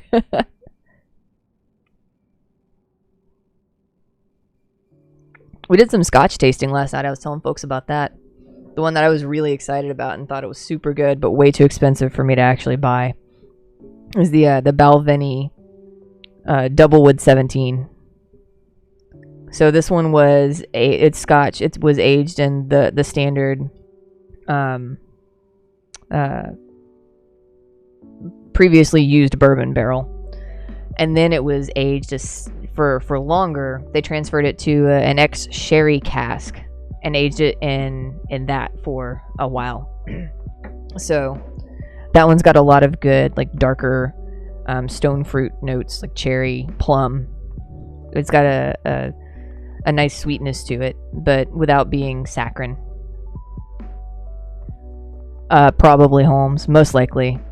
Either somebody in the society made it, or like it was made for the video by maybe somebody on Etsy, who knows. So a lot of us, what we can't make ourselves, we'll either buy from somebody else, or we'll find something that is more modern, more mundane, but that will pass for medieval. Yeah, my wife does calligraphy and illumination both. But yeah, Omega, it's a really good whiskey. The Balvenie is really good. I'm doing Sazerac Rye this morning. It's way cheaper. I don't feel bad if I drink too much of it.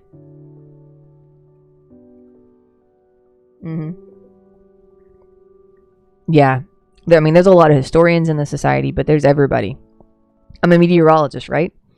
So my life goal within the society is to pull together a research project based on medieval forecasting and observing techniques for the weather.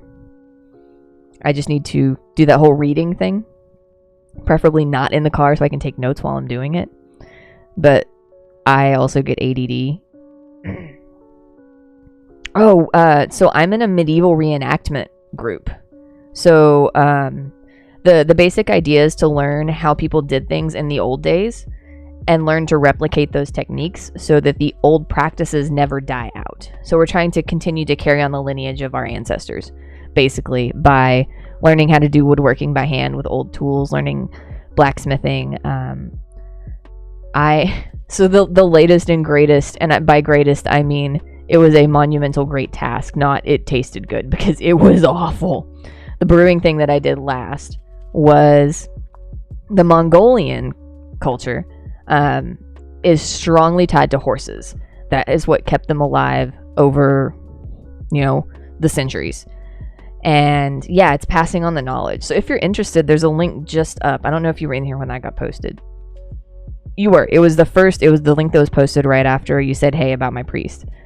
So go ahead and click that link. It's basically like a trailer video for the society that somebody made.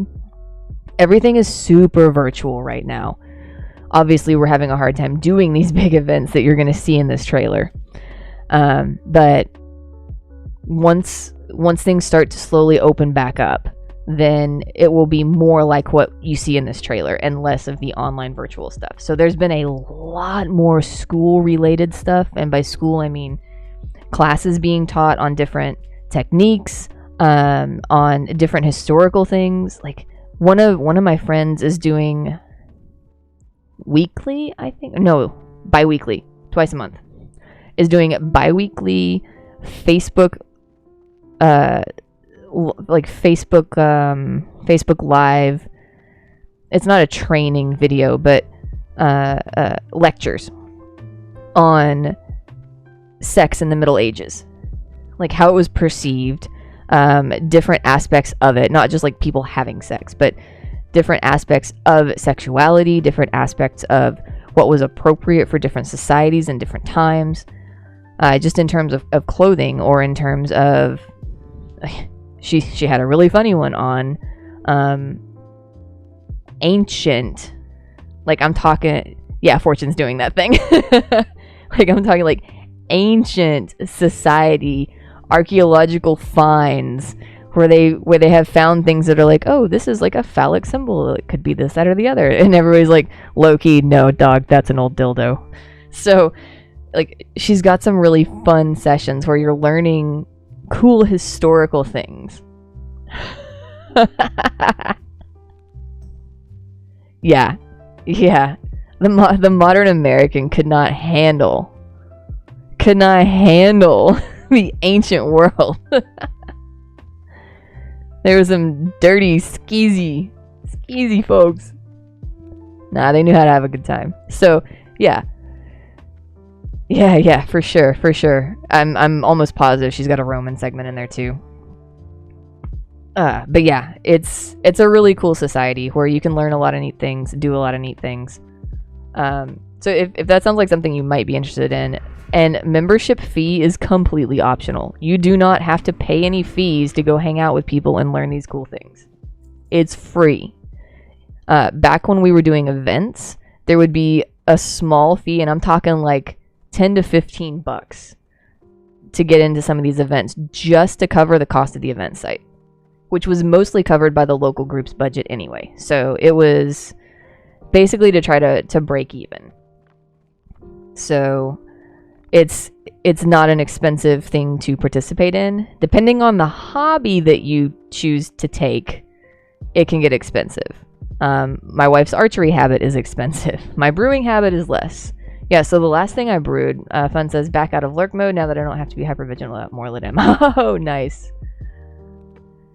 Yeah, so I made the Mongolians have been very strongly tied to horses for centuries and centuries, like those little pack ponies, steps ponies. And we're gonna park way back up in here and survey the situation, because I'm gonna tell this story and then kill things, otherwise I'm gonna die.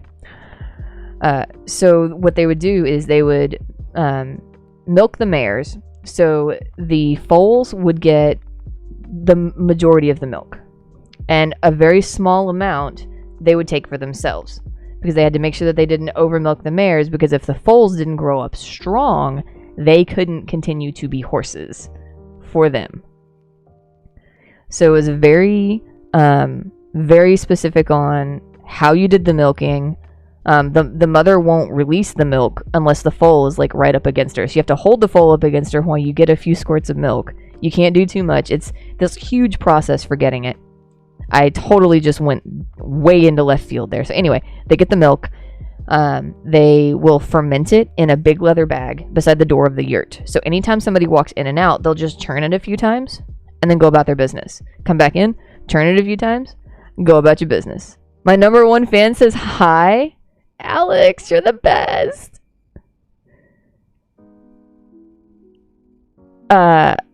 No, these are not cows. These are mares. These are horses.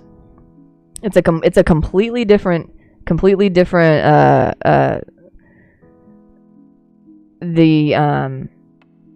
don't want to over milk them, basically. Yeah, mares, not cows.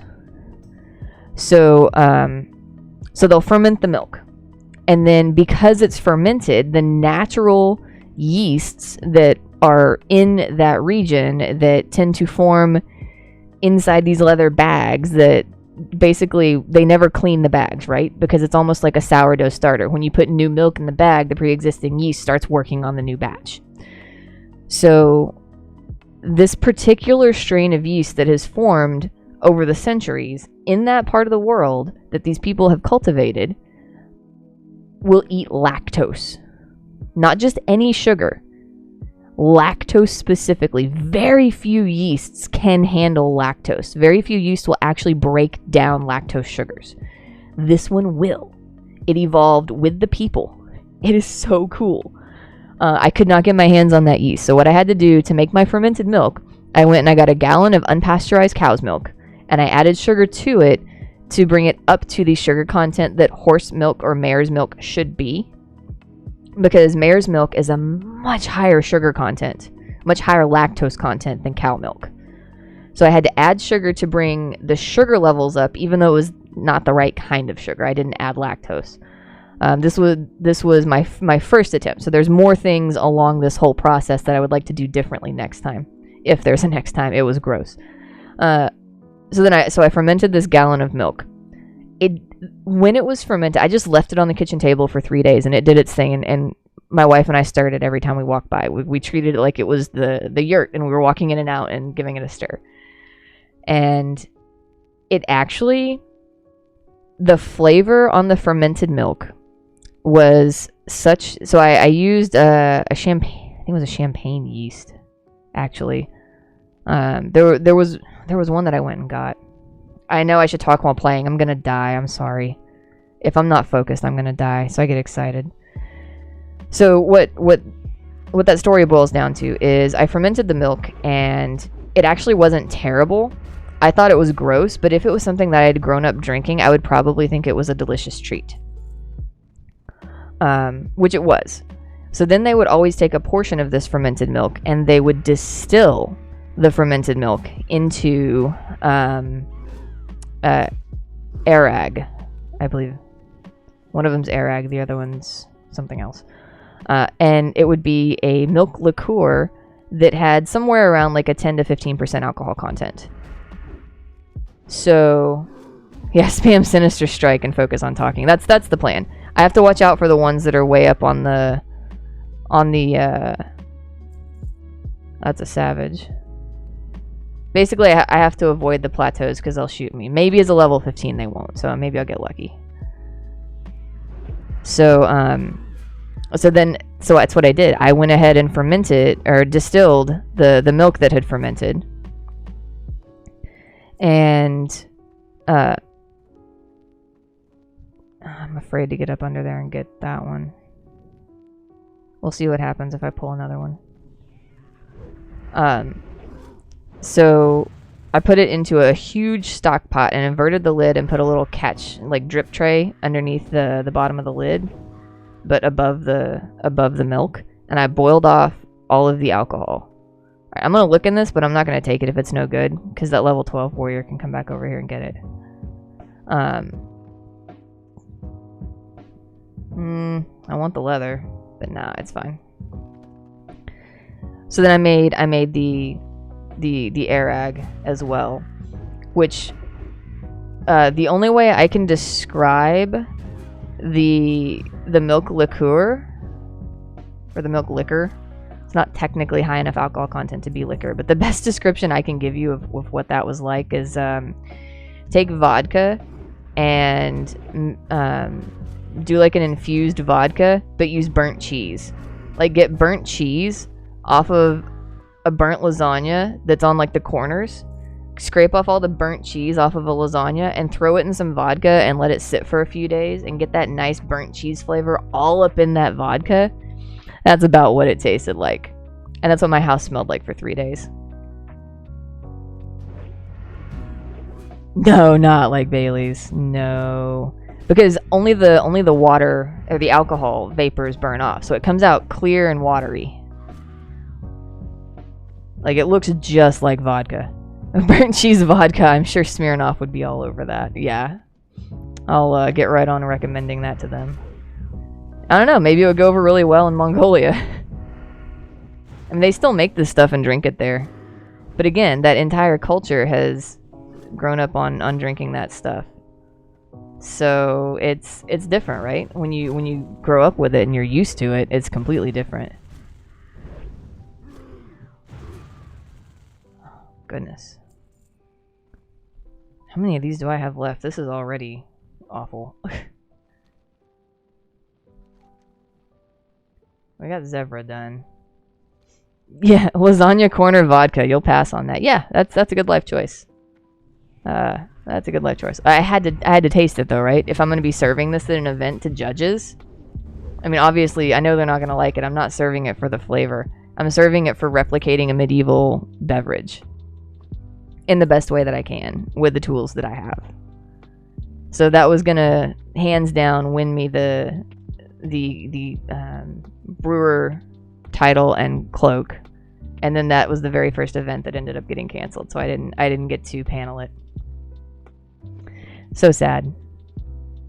So sad. Okay, I think at level 15 I'm good to go. I'm hopefully not going to die to these mobs.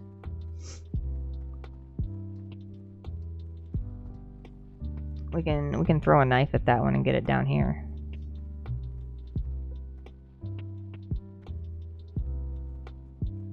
That works. That works. But I don't want to throw a knife at the casters because I'm gonna have to like run a long way to get them to come to me. So if you had a time machine and would bring back one drink from history, what would it be? Ooh. Ooh. I'm gonna think about that one for a minute. Let me kill some harpies while I digest that for a minute. And we're running this way. Right. Come to me, lady. Come to me. Jeez, man, that's a tricky question. If I bring back one beverage from history, what would it be? The shit. She didn't even come to me. Okay, well, screw that. We'll just wait for respawns, I guess. You would bring back Einstein. That honey mead stuff the Vikings used to make. Dude, I make my own mead. I made, the last mead I made was juniper hibiscus. It's based on an old Viking mead recipe that had juniper and some other flower, so the hibiscus is substituted for the flower that they would have used, but they did have a juniper mead recipe that has been found at some point. So yeah, I replicated a Viking mead. I got it bottled in, I think, like June.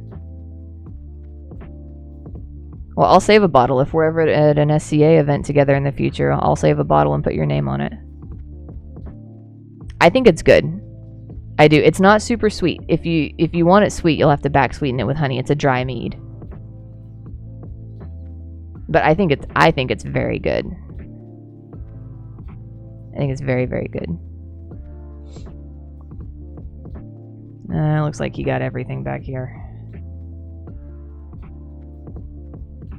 I was hoping there would be a few left.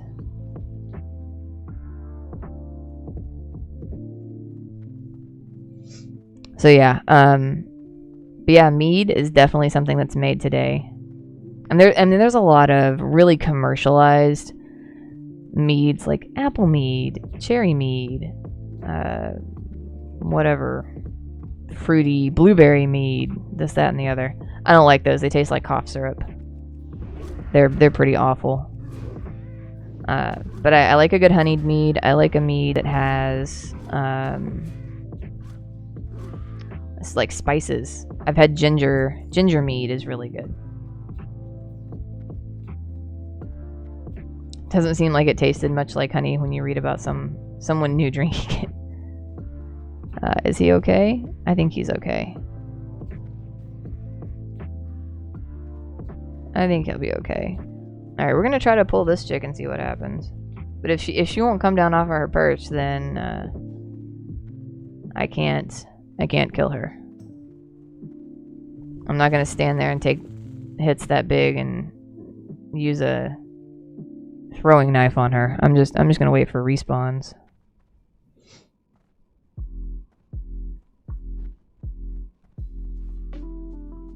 Oh, there's one.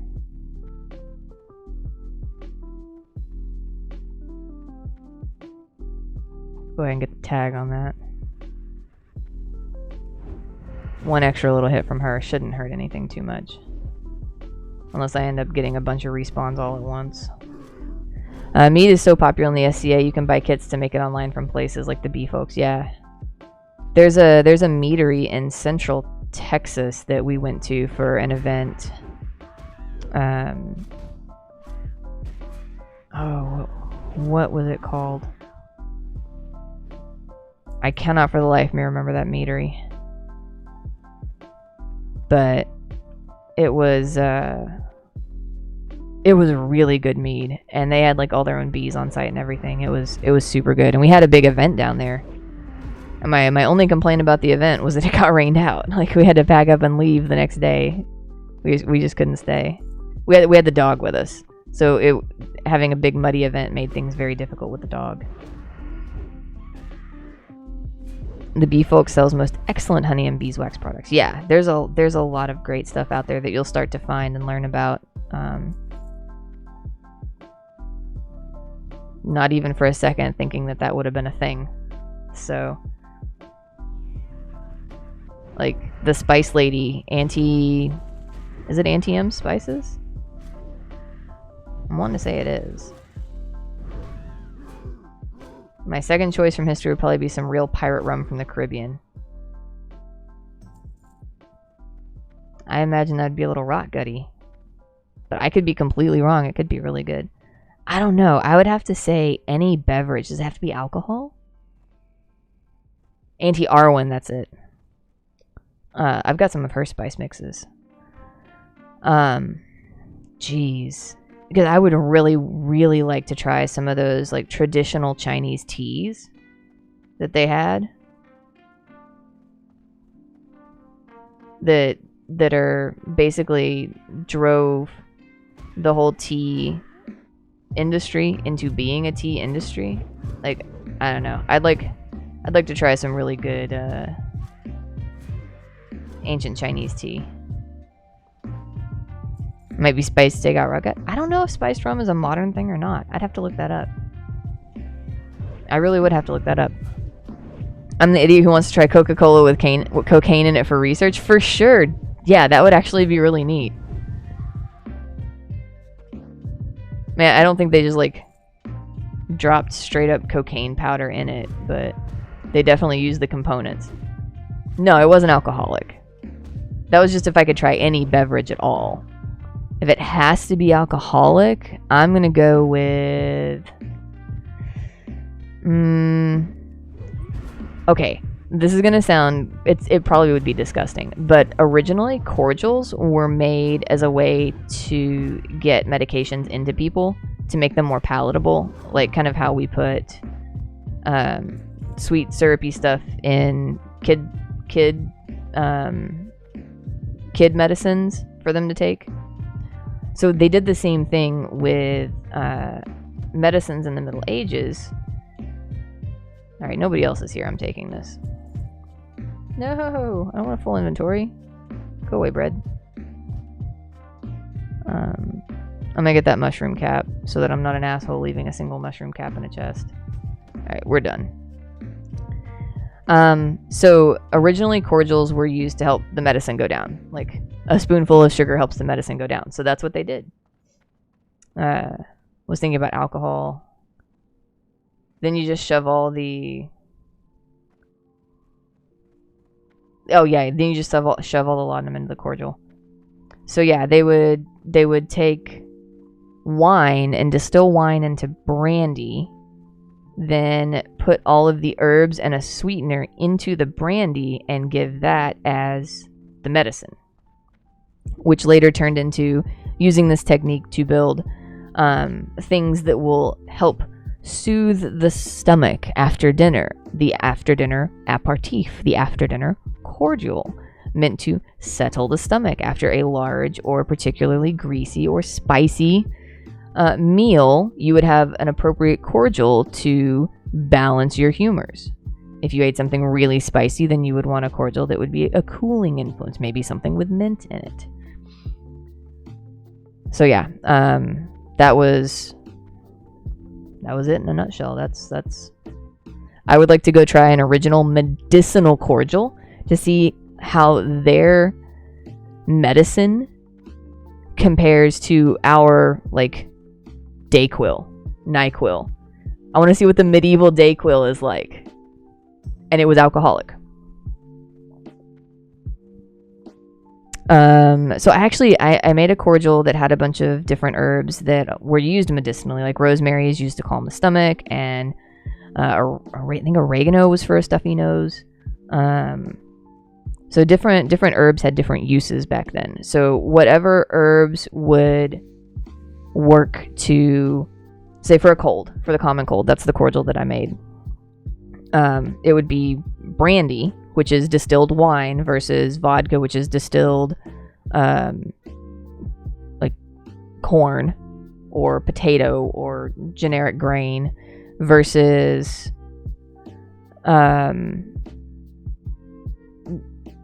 arag, which is distilled milk. So anyway, so then they would put, so what if you needed something for a head cold, they would give you something for a runny nose, they would give you something for sneezing, they would give you something for watery eyes, they would give you something, sometimes if you have a cold and you've got a lot of snot, you get a stomach ache and you get nauseous with that, so they might give you something for nausea to help with that, and they would mix whichever herb was good for the different symptoms. They would mix them all together in that brandy and then serve it as a medicine. So you would go to the apothecary, who would build you your medicinal for whatever ails you. And again, this varied by country, it varied by time period. It's not a set in stone, this is exactly how it worked. But that's the overall very basic idea of how it worked. So I am not going to have anything to get rid of over here, I don't think. Well, that's 3. I can get rid of a chunk of boar meat. Nobody needs that junk. Alright, chunk of boar meat, you gotta go. Because I need a harpy wing clipper. Alright, I got my sword. Check that out. Now that's a sword. 9 to 17. That is good. That is really good. Alright, so I'm gonna head to Orgrimmar and get all this stuff sold. And thank you, fun. And I didn't die. Would like to try an absinthe once. I mean, they technically still make that. You just have to know where to go. With wormwood and everything. You just have to know where to go. Stay safe, don't die. So we're gonna go to Org. We're gonna sell off all the junk in here. We got our harpy wing clipper. And... oh, we're so close to dang. We do have Zevra complete. We could do Zevra. We could get that turned in. Yeah, we're gonna do that. We're gonna turn in Zevra. If it still doesn't ding us, we'll go do the dried seeds and then log out. But we're gonna fly back to Crossroads after we sell everything. I was gonna do some fishing, but that would have been the place to tell the stories.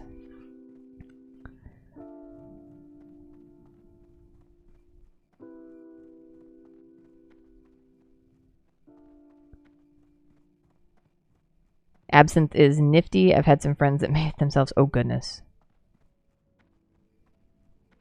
But that's cult community and not SCA.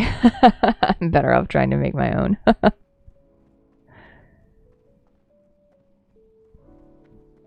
Yeah, Holmes, we'll get you hooked up. It's pretty neat. Like all the different things that you can do in the SCA are pretty freaking astounding. Like there's no end to what you could potentially learn if you just put your mind to it and decide that I'm going to learn about this thing. All right, get all this stuff sold. Not bad. 168. That's a pretty decent chunk of change. I really want to get to 16 so I can train. Did I get something at 16? Parry, maybe? What do I get at 16?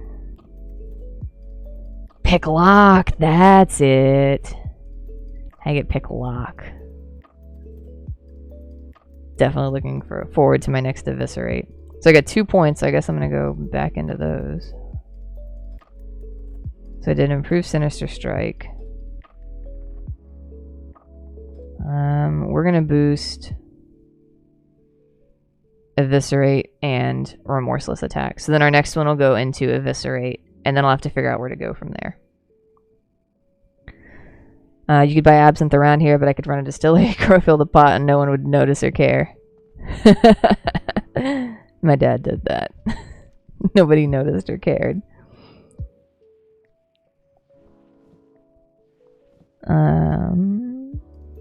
Shoot, I guess I can start selling my linen. No, I need to get to 80 before I can do the anti-venom or wool bandages. So we're gonna train while we're here. Oh, those should be up there. We're gonna train while we're here and then see if we can get our first aid leveled up a smidge. I do love remorseless attacks. Just feels so dirty. Like, hey, I'm just gonna cheat and get an opening crit on you. What do you think about that? Don't panic or anything, it's just a crit. Yeah, I'm not super familiar with Rogue. The highest Rogue I've ever leveled is a level 33. He is my current classic Horde Rogue. He's undead. Ooh, thank you, whoever that was. /say thank you. Fun says, yeah, me too. Before I got it, I thought it would wear off too fast. But it's so much better than I thought. My ambush crits make me so happy. That's great. Okay, wrong way. I'm not going to my trainer, I'm going to the first aid trainer.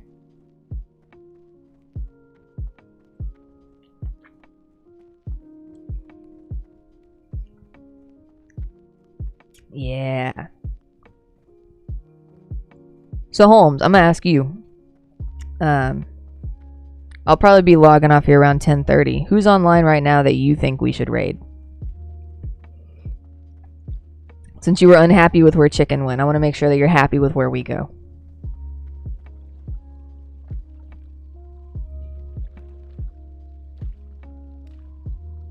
I like to keep my brat pack happy. Malrat, yes! Yes, he's been in here a couple of times this morning, so absolutely. Absolutely. That is where we shall go. Great call. I don't have Twitch up, so I can't see who's on right now. But I'll pull it up to make sure that I... So every time I type in the name, for some reason I'm not spelling it right. But when I copy paste it, it still looks exactly the same way I typed it in and it works. I don't know. I don't know why it's not picking it up right when I type it. Yeah, I was able to hit up Yoner when I took my break, so that was good. You run a multi-setup? Nice. I mean, I could probably have it open on my tablet just to see who's on, but not actually stream anything, so I wasn't using up the bandwidth. But, alright, we're going to train wool. We'll come back and get the anti-venom later if we happen to get some venom sacks. I know where to go to farm those too, so once I am like 20, I think I would feel comfortable farming them around 20. We'll come back and train this. But I gotta get to 20 first. 16 is my record, so it's like 16 is this hurdle that all of my characters hit and then die. So, I'm trying to prepare myself for the inevitable death after dinging 16. You run 2 PCs and a laptop and your phone? Oh, jeez. Good gravy. It wasn't easy or cheap, but it works. Heck yeah. Heck yeah, it does. I have a tablet, a phone, and a laptop. Oh, I stream on Wi-Fi. I mean, that might explain some of my latency issues, but I stream on Wi-Fi on the other end of the house from the router, and I don't have an extender. I bought one thinking I would need it for streaming, but then when I ran my first stream just to test and see if I needed it, I didn't, so I took that shit back. That's right, we're going to Crossroads. Router's too far to hardline in. Yeah. My router is on the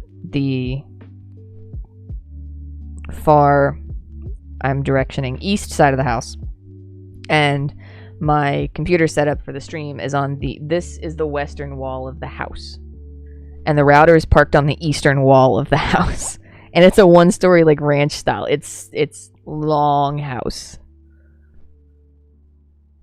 No issues.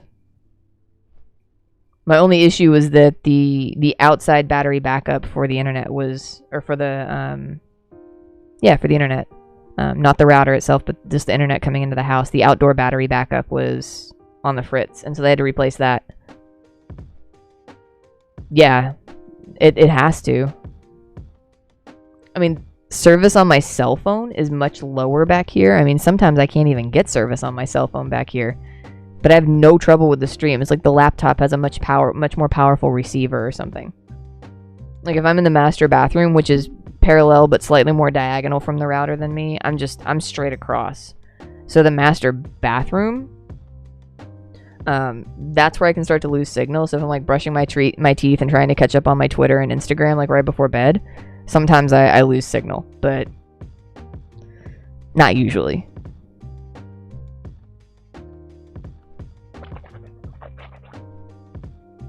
Oh, yours shoots down in a cone. Well, that helps. That helps a ton. We can't put ours in the attic. It would get way too hot.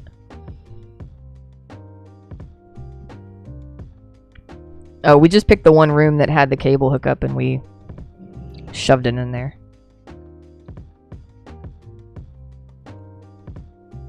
Alright. Oh, that makes sense. Because, yeah, shooting down is better than trying to shoot across and up simultaneously. That's true. That's a really good point. But a lot of 2-story houses have a roof that's, like, pitched enough to actually have sort of I'm not going to say truly finished attic, but it's got a crawl, like, a small enough little attic up in there that's less temperature affected. Because my attic just is... What's above me is literally the plywood that the frickin' shingles are on. Like, it's the roof. It is not temperature controlled. Oh, come on. We can get prowler claws. We can do that pretty quick.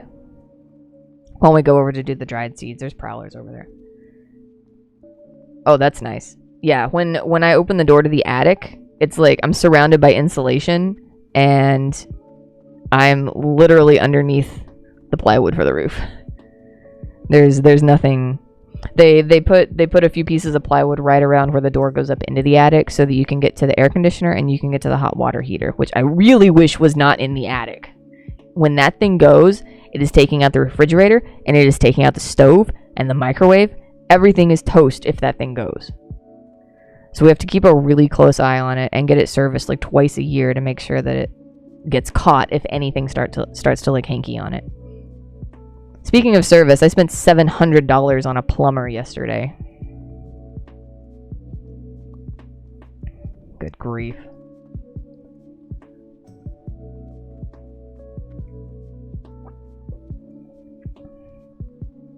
Yeah, ours is big, but there's so much insulation blown in there that there's very little space to actually maneuver. Yeah, $700 on a plumber. The internet fix was free though, and $500 for pest control. No, we can stand up. We don't have to crawl. It's not a crawl space. We've got all of our decorations and shit up there, and every year we wonder which decoration is going to be fucked up this time. The candles have melted. We learned not to put candles up there.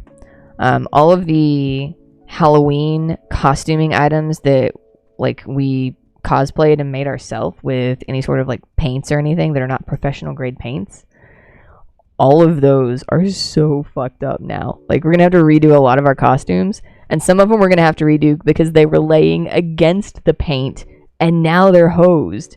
So the boots that I wore for my my aviator Halloween costume, walking around work, all that pleather that's around the outside of the boot that's just totally fake leather was flaking off all night because they were so badly heated and cooled that it was just flaked. Yeah, rip to all the cosplays. The fancy nice, well, I say nice, but they were pleather. How nice could they be? The fancy fake leather boots, but that looked really perfect and great for pirate, for aviator, for a lot of things. They're gone. They're toast. All of that stuff flaked off in the middle of one shift. I barely used Solo Flex circa 1990 on my attic. Gosh. Oh, look at that sword damage. That's nice. Oh man, this feels so good. Rip Prowler. You were a good kitty, and now you are a dead kitty. At least these are 100% drop. This will go quick. It's a Jeffrey's tube if you need to crawl.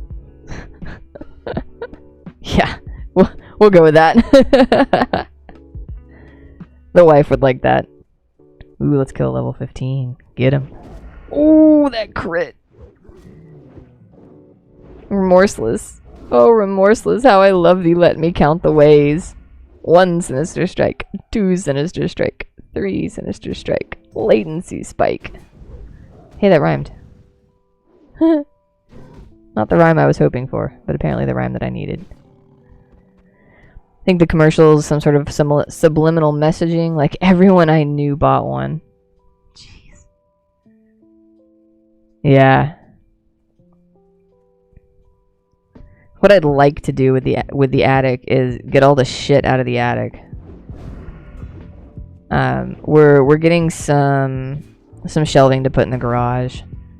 That we're gonna try to get all the decorations into the garage, which, you know, while also not temperature controlled, is still about 40% more temperature controlled than the attic. So they weren't cheap. Like, I had monthly payments. Dude, we did when we moved in, we did the radiant barrier.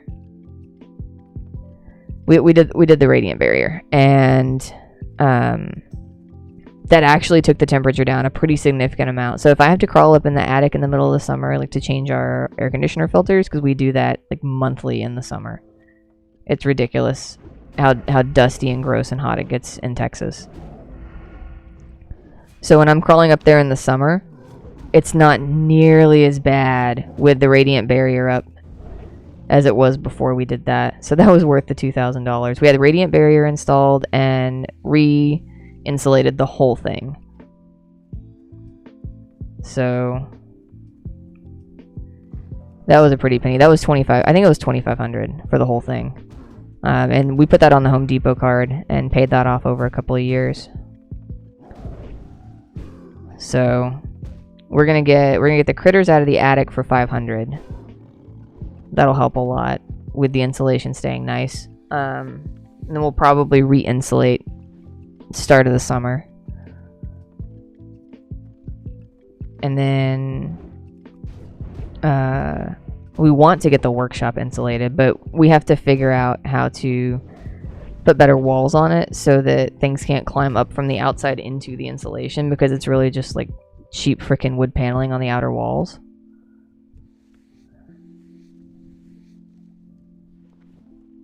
I don't even know who approved this damn workshop. It is questionable.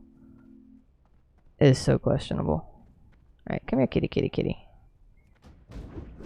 At least the cats have claws on every cat. That'd be sad if they were doing this much damage to me and then just didn't have claws. Oh. Yeah. Like a gym membership, yeah. Imagine the Texas heat and then add a crapload of humidity thanks to the river and tributaries and water. Yeah, oh yeah. I spent a summer in Knoxville, dude. Tennessee summers are humid as balls. So I grew up in the part of Texas that's also humid as balls. Dallas is either humid as balls or dry as a desert. There's no in between. We either have southerly flow and it's humid, or we have northerly flow and it's dry. This weird little microclimate that is the north central Texas region is super weird. Alright, so while we're over here, we're going to stealth in and test the dried seeds. Yeah, it's like a sauna. Yeah, I grew up in the sauna. Well, and there are some of those, like June. For June, it is a frickin' sauna. And then by August, it feels like goddamn Death Valley around here. We're like in the 1-teens, which of course is nowhere near Death Valley levels, but we're in the 1-teens and it's dry as hell. Because you just can't have that kind of humidity at that temperature. I mean, you can, but not in the States. That's some Middle Eastern level stuff that has that kind of heat and humidity both. So, yeah, it's Tennessee was not an easy summer. Oh shit. I guess we're doing this.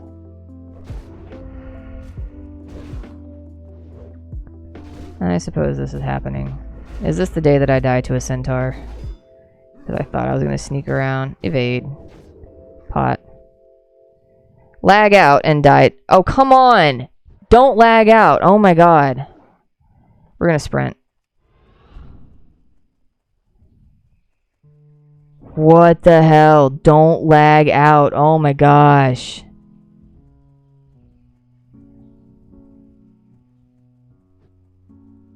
Holy shit. I am displeased.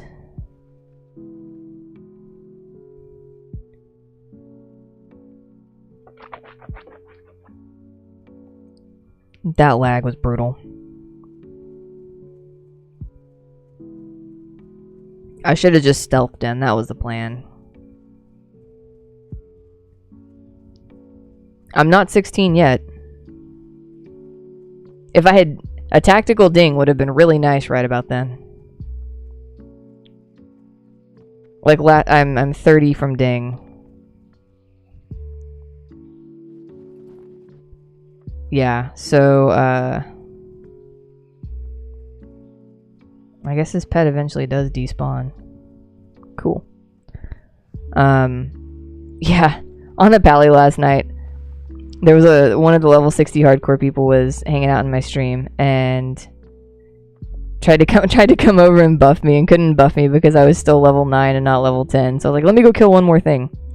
And I was 1 point, a single XP from ding. Oh, you're back in quarantine? Ugh. Well, I'm gonna go turn this in and ding. And that's all you're gonna miss is me dinging 16. And I think I'm gonna avoid the 16 curse and avoid having to clip that bit earlier that I did for funsies just in case I died by not dying. So you go pick up the daughter. I will very much likely be absolutely asleep, or at least trying to sleep when you get back. Second time this school year. Good luck on the stream and run. Thank you. It was a pleasure. Thanks, Holmes. Thank you so much. And that was a great chat that you initiated on literature. That was awesome. Thank you so much. Oh, the daughter's quarantining again. Shit. I'm sorry, dude. Yeah, I'm 15. Fun. I need a few more XP and I'll be 16. And then we can worry about the level 16 curse.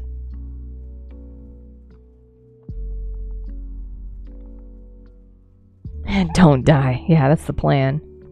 That's the plan. Gosh, how fitting would it be if I actually got to 60 on a rogue, my least favorite class?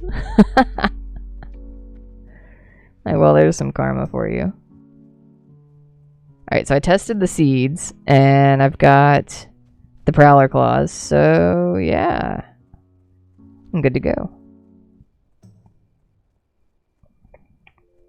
I'm gonna get Dingles, and then we're gonna call it a day.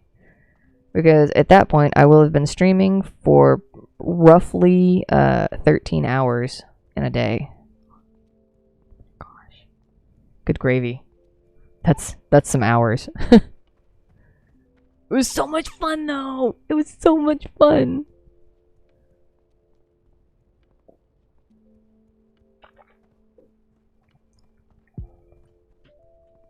I want to keep going. My wife said she doesn't have anything going on until after lunch. So I really want to keep going. But I want to get up and watch a movie and hang out with her. There's some Brooklyn Nine-Nine or something. But Holmes mentioned that movie Alpha. So I think I should check and see if it's on any of our streaming services. And if it is, get up early and watch that. Because I know she wanted to see that too. So once you go, I'm going to watch The Ready Room and moan about my stupid ass head hurting. Has that not gotten any better yet? I know you've had a lot of problems with that.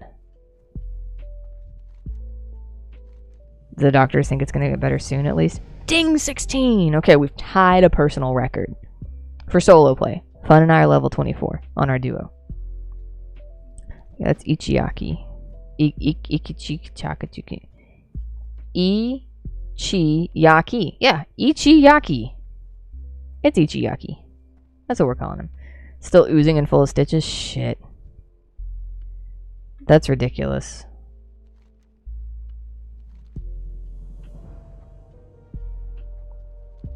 That is absolutely bonkers.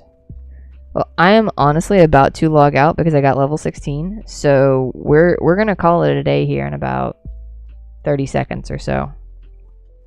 And go raid Malrat. Holmes, that's where Holmes wants us to go, so that's where we're gonna go. We're going to make sure it happens. It's definitely going to happen. So, those are no good to me if I'm not doing Dark Moon Fair. Wait, what did I? No, we're going to keep Ruined Leather Scraps. Nah. I don't want the hassle of moving them around. I don't need minor mana potions. Okay, that's going to be it then. We are going to call the stream here. It was a very long night, and for those of you who didn't get to see my brand new paladin in action, I went from level 1 to 13 last night on a 10-hour stream. We're going no crafting professions on this guy. We're gonna boom, boom, boom, level, all gathering, make the money, buy whatever we need from vendors. That's the plan. That's the plan. So I'm going to do some research and find out which vendors sell the potions, which vendors sell the scrolls, and we're going to hit those hard. We're going to go out of our way every time to find what we need to make it work as if we had alchemy. So we're gonna buy whatever we need because we don't have to save for a mount. We just need to have enough to train skills and enough to buy our little booster thingies from the vendors for scrolls and pots. So we got this. We got this. So the Paladin, Teal'c, named after one of my favorite Stargate characters, is going to be rocking it on the Alliance side. And Buluc here is going to be rocking it on the Horde side. And we'll see who gets to 60. Or maybe race to death. See who dies first. Who knows? Congrats on the dings I missed. Thank you, Fun. Thank you very much. So we are going to go raid Malrat. Alright, I'm pulling up his stream, even though it's gonna, like, crank my memory.